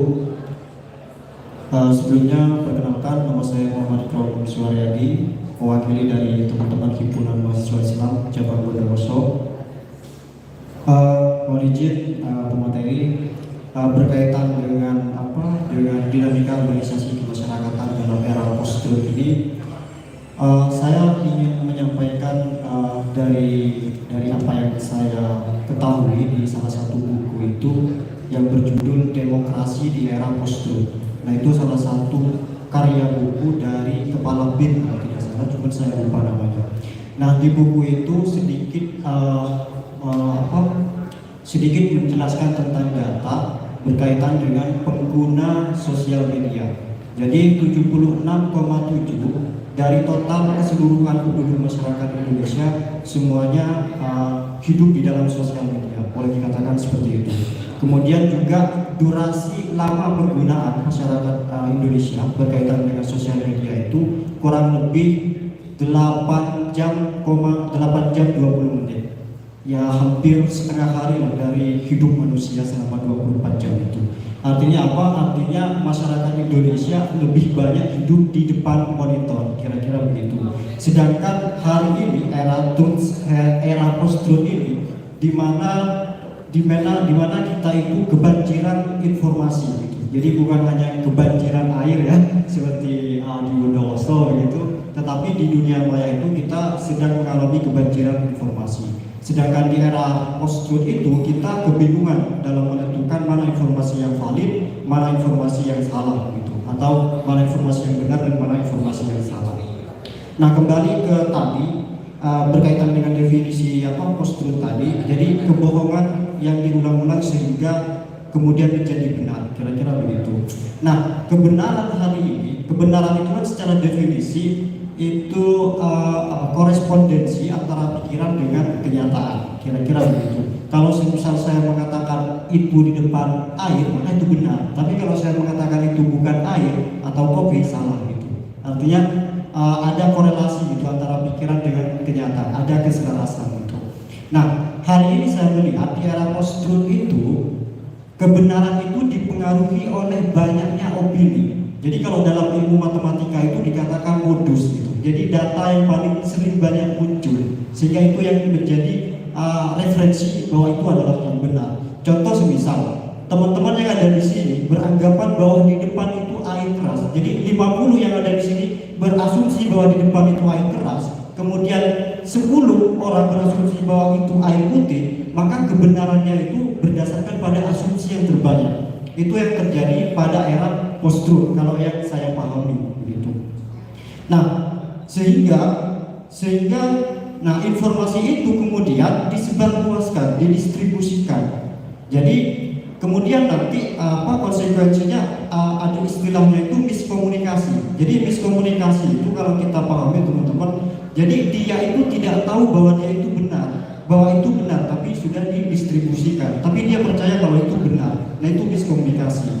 Nah, parahnya kalau terjadi diskomunikasi. Nah, ini yang parah itu. Jadi dia tahu informasi itu benar, tetapi tetap didistribusikan informasi itu. Nah, itu yang kemudian dikatakan sebagai diskomunikasi. Sehingga kita masyarakat di bawah itu dilema dengan situasi atau rekayasa yang dibuat oleh siapa entah itu gitu. Entah itu dibuat oleh pejabat publik, tokoh politisi dan lain sebagainya yang memiliki kepentingan sepihak itu. Sehingga masyarakat itu distrust gitu. Jadi hilang kepercayaan baik itu pada pejabat publik, kepada ekonom, kepada profesor dan lain sebagainya itu. Begitu. Nah, pertanyaannya adalah langkah-langkah apa yang perlu dilakukan oleh aktivis kaum muda khususnya ya. Di sini kan ada HMI, PMII, kemudian juga ada IFM di sini. Jadi langkah-langkah apa yang perlu dilakukan oleh aktivis untuk membendung konsep kebenaran dalam era post-truth tadi. Jadi kebenaran hari ini itu berorientasikan pada asumsi atau opini terbanyak, bukan pada fakta empirisnya. Kira-kira begitu. Kurang lebihnya mohon maaf. Billahi taufiq wal hidayah. Wassalamualaikum warahmatullahi wabarakatuh.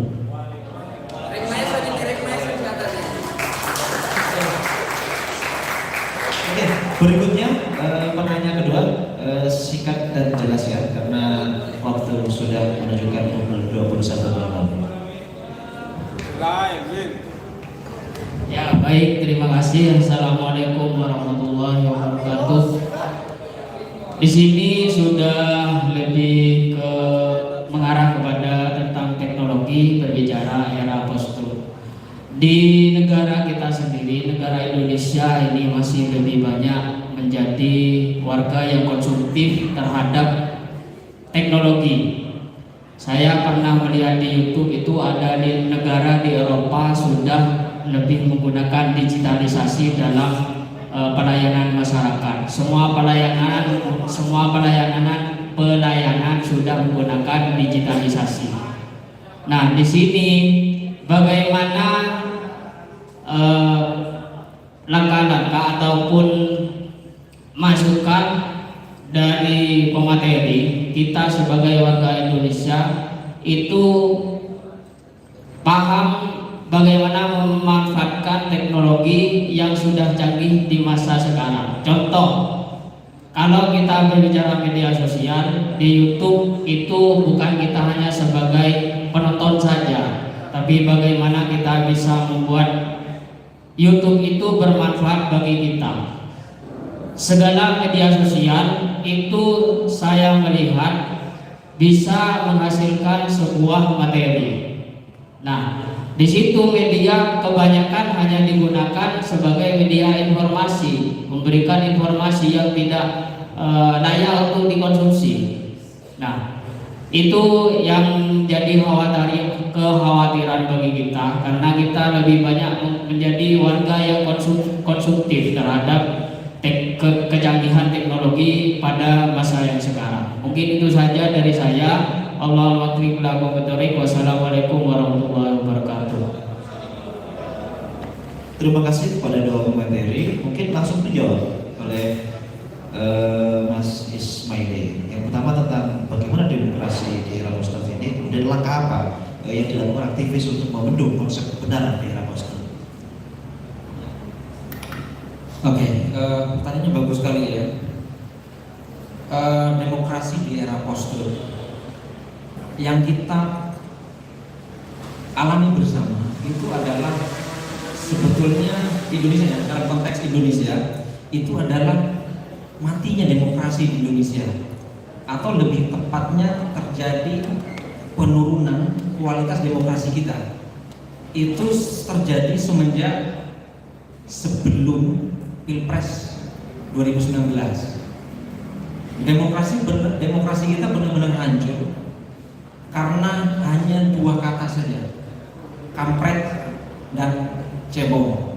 Sehingga teman-teman ya, masyarakat Indonesia itu terkooptasi, terfragmentasi, terbelah menjadi dua, terpolarisasi, dan akhirnya fenomena berikutnya muncul, yaitu bergabungnya oposisi dalam tubuh kekuasaan.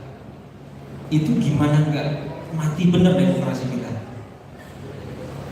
Teman-teman, dulu di Pilkada DKI itu ada sebuah kecelakaan yang terjadi di tol di Jakarta sana. Jadi ada pick up yang membawa penuh kartu baru. Kartu ini apa sih namanya? Enggak, kartu handphone itu. Kartu perdana. Jadi kartu perdana satu kontainer mini itu, pickup itu penuh, kecelakaan jatuh. Nah, teman-teman tahu nggak kartu itu dibuat untuk apa?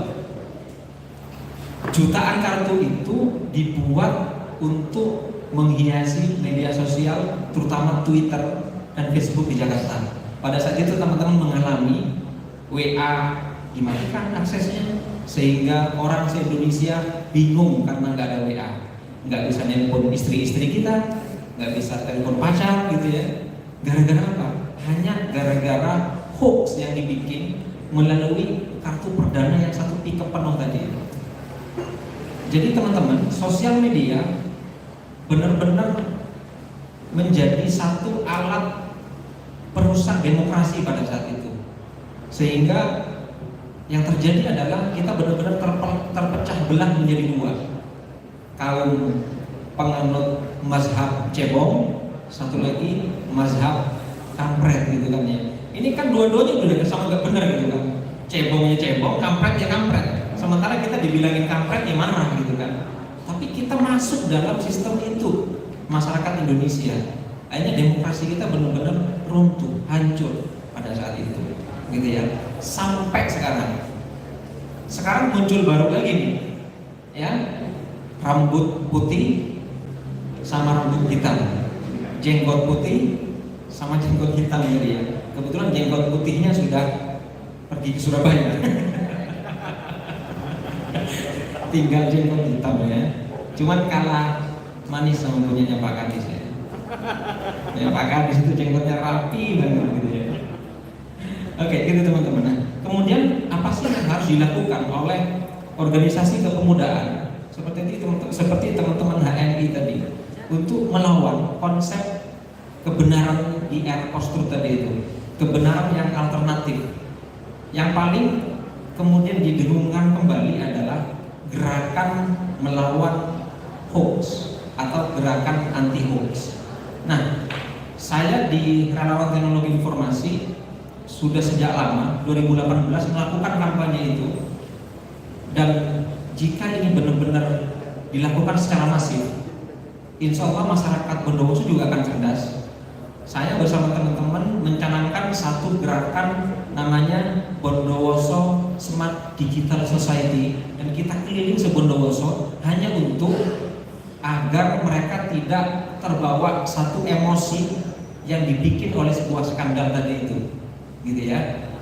Ya keliling aja, keliling Bondowoso, sosialisasi, bermedia cerdas, gitu ya, berinternet cerdas. Dan betul hasil survei itu adalah hasil survei APJII, Asosiasi Penyedia Jasa Internet Indonesia, di mana lebih dari 73% masyarakat Indonesia itu sudah terkoneksi internet, tepatnya 200,4 juta orang dari 270 juta orang. Itu 73% lebih sudah terkoneksi ke internet, sehingga tidak jarang orang yang literasi internetnya rendah itu akan menjadi korban. Dulu pernah teman-teman awal COVID di Bondowoso itu ada seorang perempuan asal Tamanan, itu nggak tahu dia mungkin nongkrong di di terminal gitu ya. Terus ada mobil polisi lewat, jadi giringan polisi, kemudian dibuatlah sebagai hoax.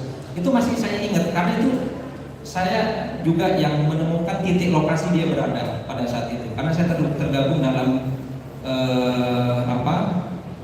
cyber truck Kabupaten Bondowoso melalui Diskominfo. Nah dia bilang begini nih, dinama viral katanya. Itu ada sedikit kedengaran suaranya. Ini ya COVID-19 sudah masuk ya, ini sudah dibawa ke terminal, korbannya orang Suradami apa mana gitu ya. Nah itu salah satu bentuk kecerobohan yang dilakukan oleh masyarakat kita berdasar dari ketidaktahuan dengan yang namanya fungsi gadget tadi itu, sehingga dampaknya adalah ya benar-benar fatal. Ya untung nggak di penjara ternyata ya. Saya tanya polisi ternyata nggak di penjara, karena dia punya bayi kecil dan ditangkap saat dia bersama anaknya di rumahnya pada saat itu. Gitu ya teman-teman ya. Oke, jadi teman-teman aktivis organisasi kepemudaan secara internal harus membekali para anggotanya dengan kemampuan dan metodologi berpikir yang baik. Aksi di luar adalah boleh kita turun ke jalan, tapi di satu sisi lain literasi digital itu harus didengungkan oleh semua pihak. Tadi Ansor sudah memulai. Ansor itu punya namanya tim siber ya, keren sekali ya. Ansor itu punya tim siber. TV apa namanya Mas Yuda? TV Ansor Bondowoso melalui YouTube gitu ya. Dan teman-teman, kalau teman-teman tahu, salah satu produsen hoax terbesar di Indonesia itu ada di Bondowoso.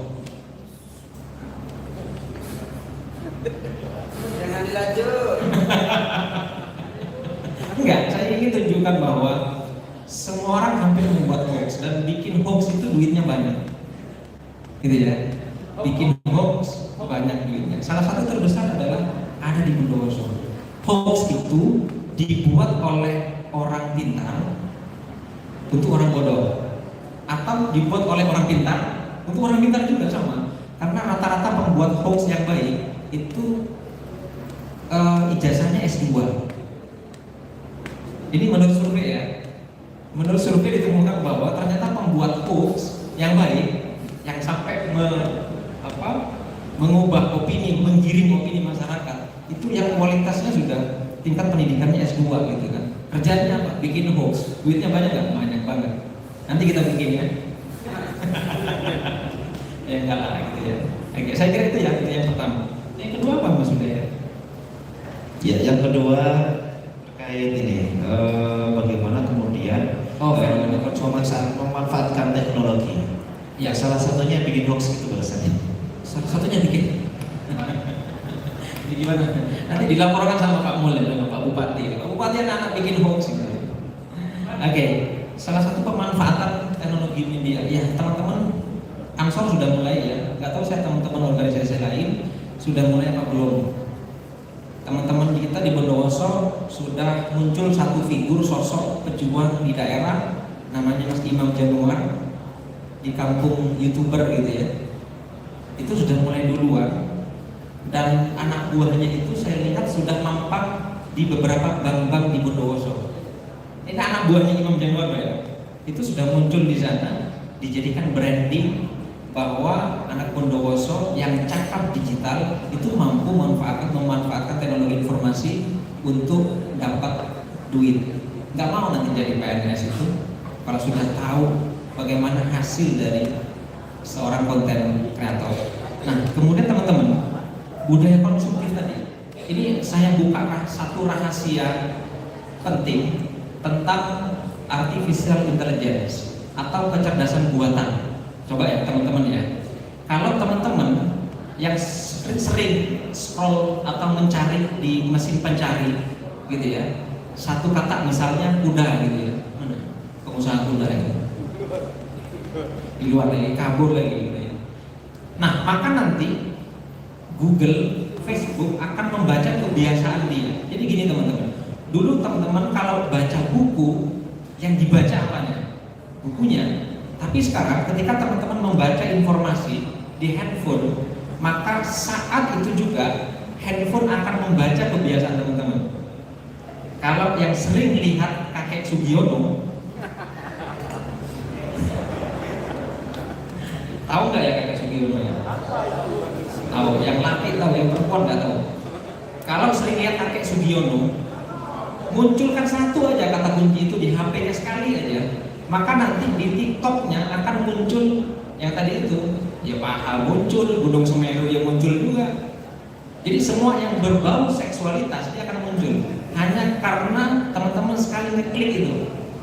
Jadi algoritma sosial media sudah secanggih itu dengan namanya artificial intelligence atau kecerdasan buatan.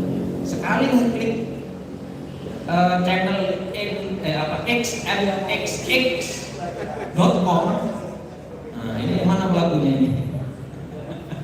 Maka sosial media teman-teman termasuk Instagramnya akan dipenuhi dengan hal-hal yang berbau seperti itu. Kalau teman-teman klik Gus Baha di YouTube, sekali aja klik Gus Baha, maka YouTube, robotnya YouTube yang sudah dibekali dengan artificial intelligence tadi akan membaca kebiasaan teman-teman nonton Gus Baha, sehingga apa yang FYP tentang Gus Baha dia akan muncul terus di situ. Nah, bayangin itu teman-teman ya. TikTok yang buatannya Cina itu bukan alat riset.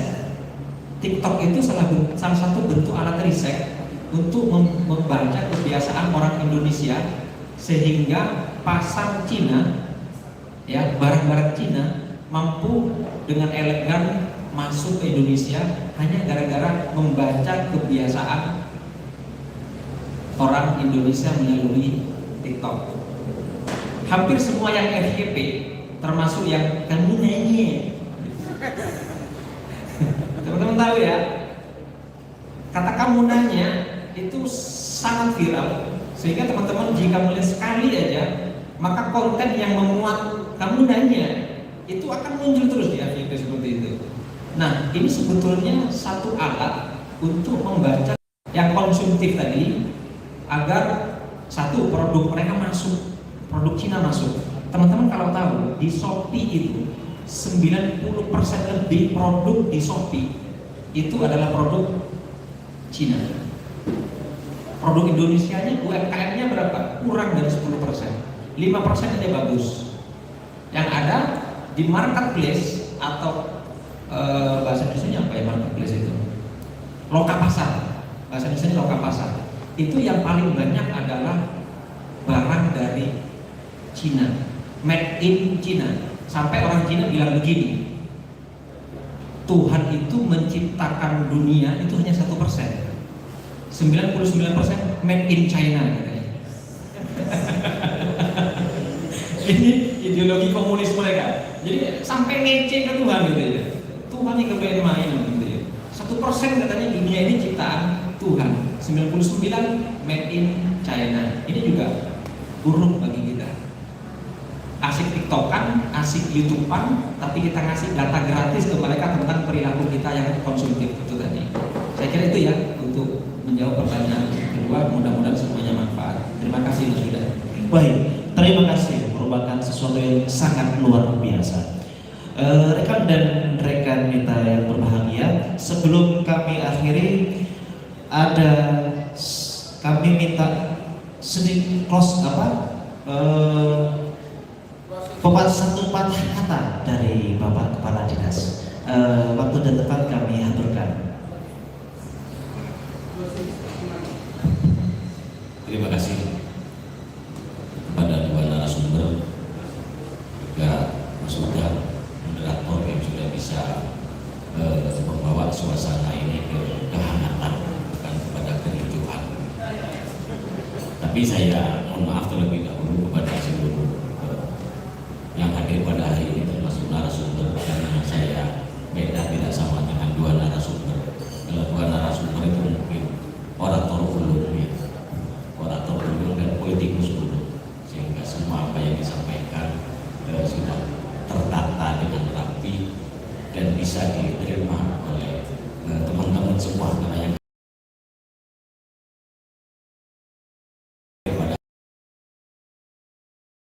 saya kan dari birokrasi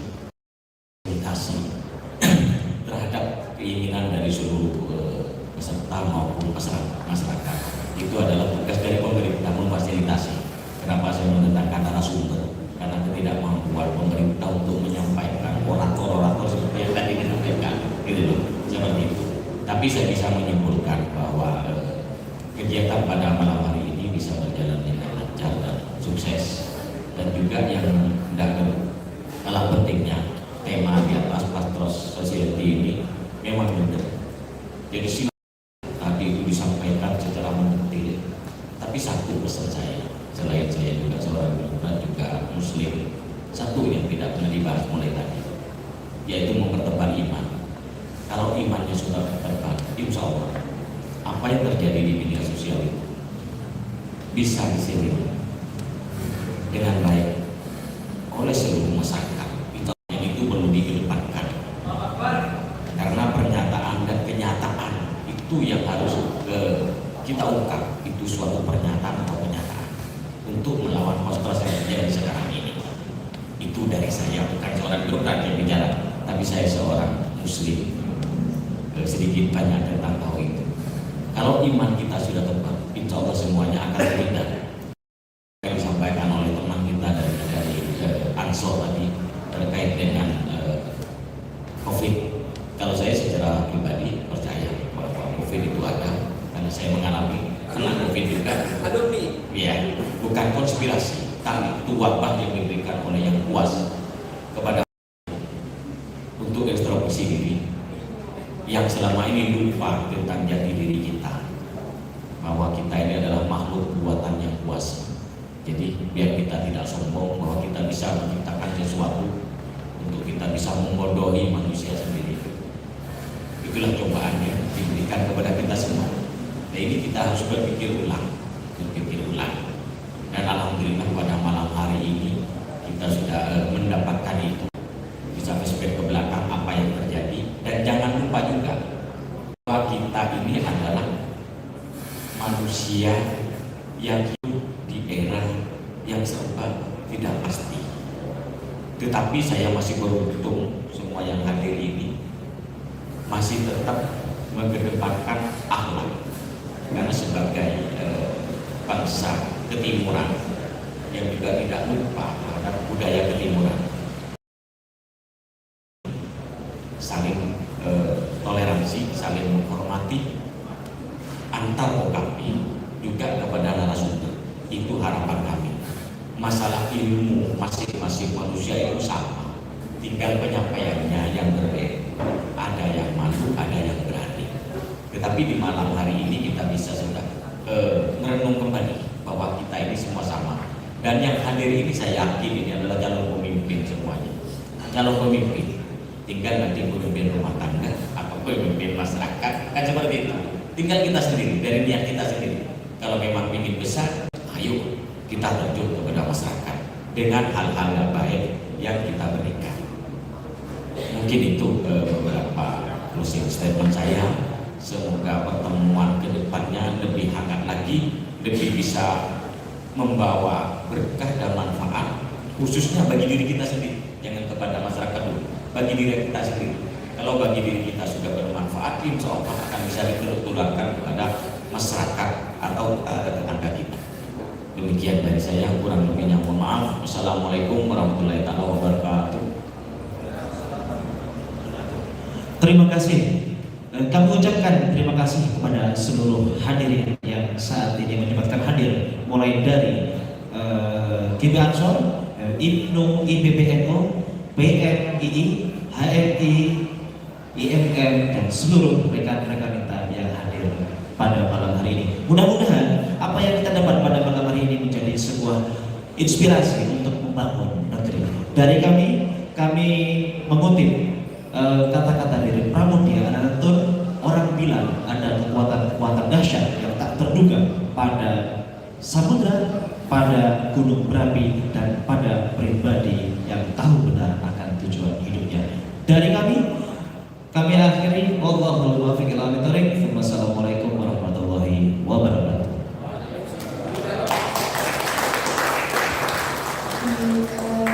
Itu tadi beberapa sesi pemaparan materi terkait tema kita yang sangat luar biasa tentang dinamika organisasi kemasyarakatan dalam era post. Dan terima kasih. Dan saya selaku pembawa acara Master of Ceremony pada malam hari ini pamit undur diri. Kurang lebihnya mohon maaf. Wassalamualaikum warahmatullahi wabarakatuh.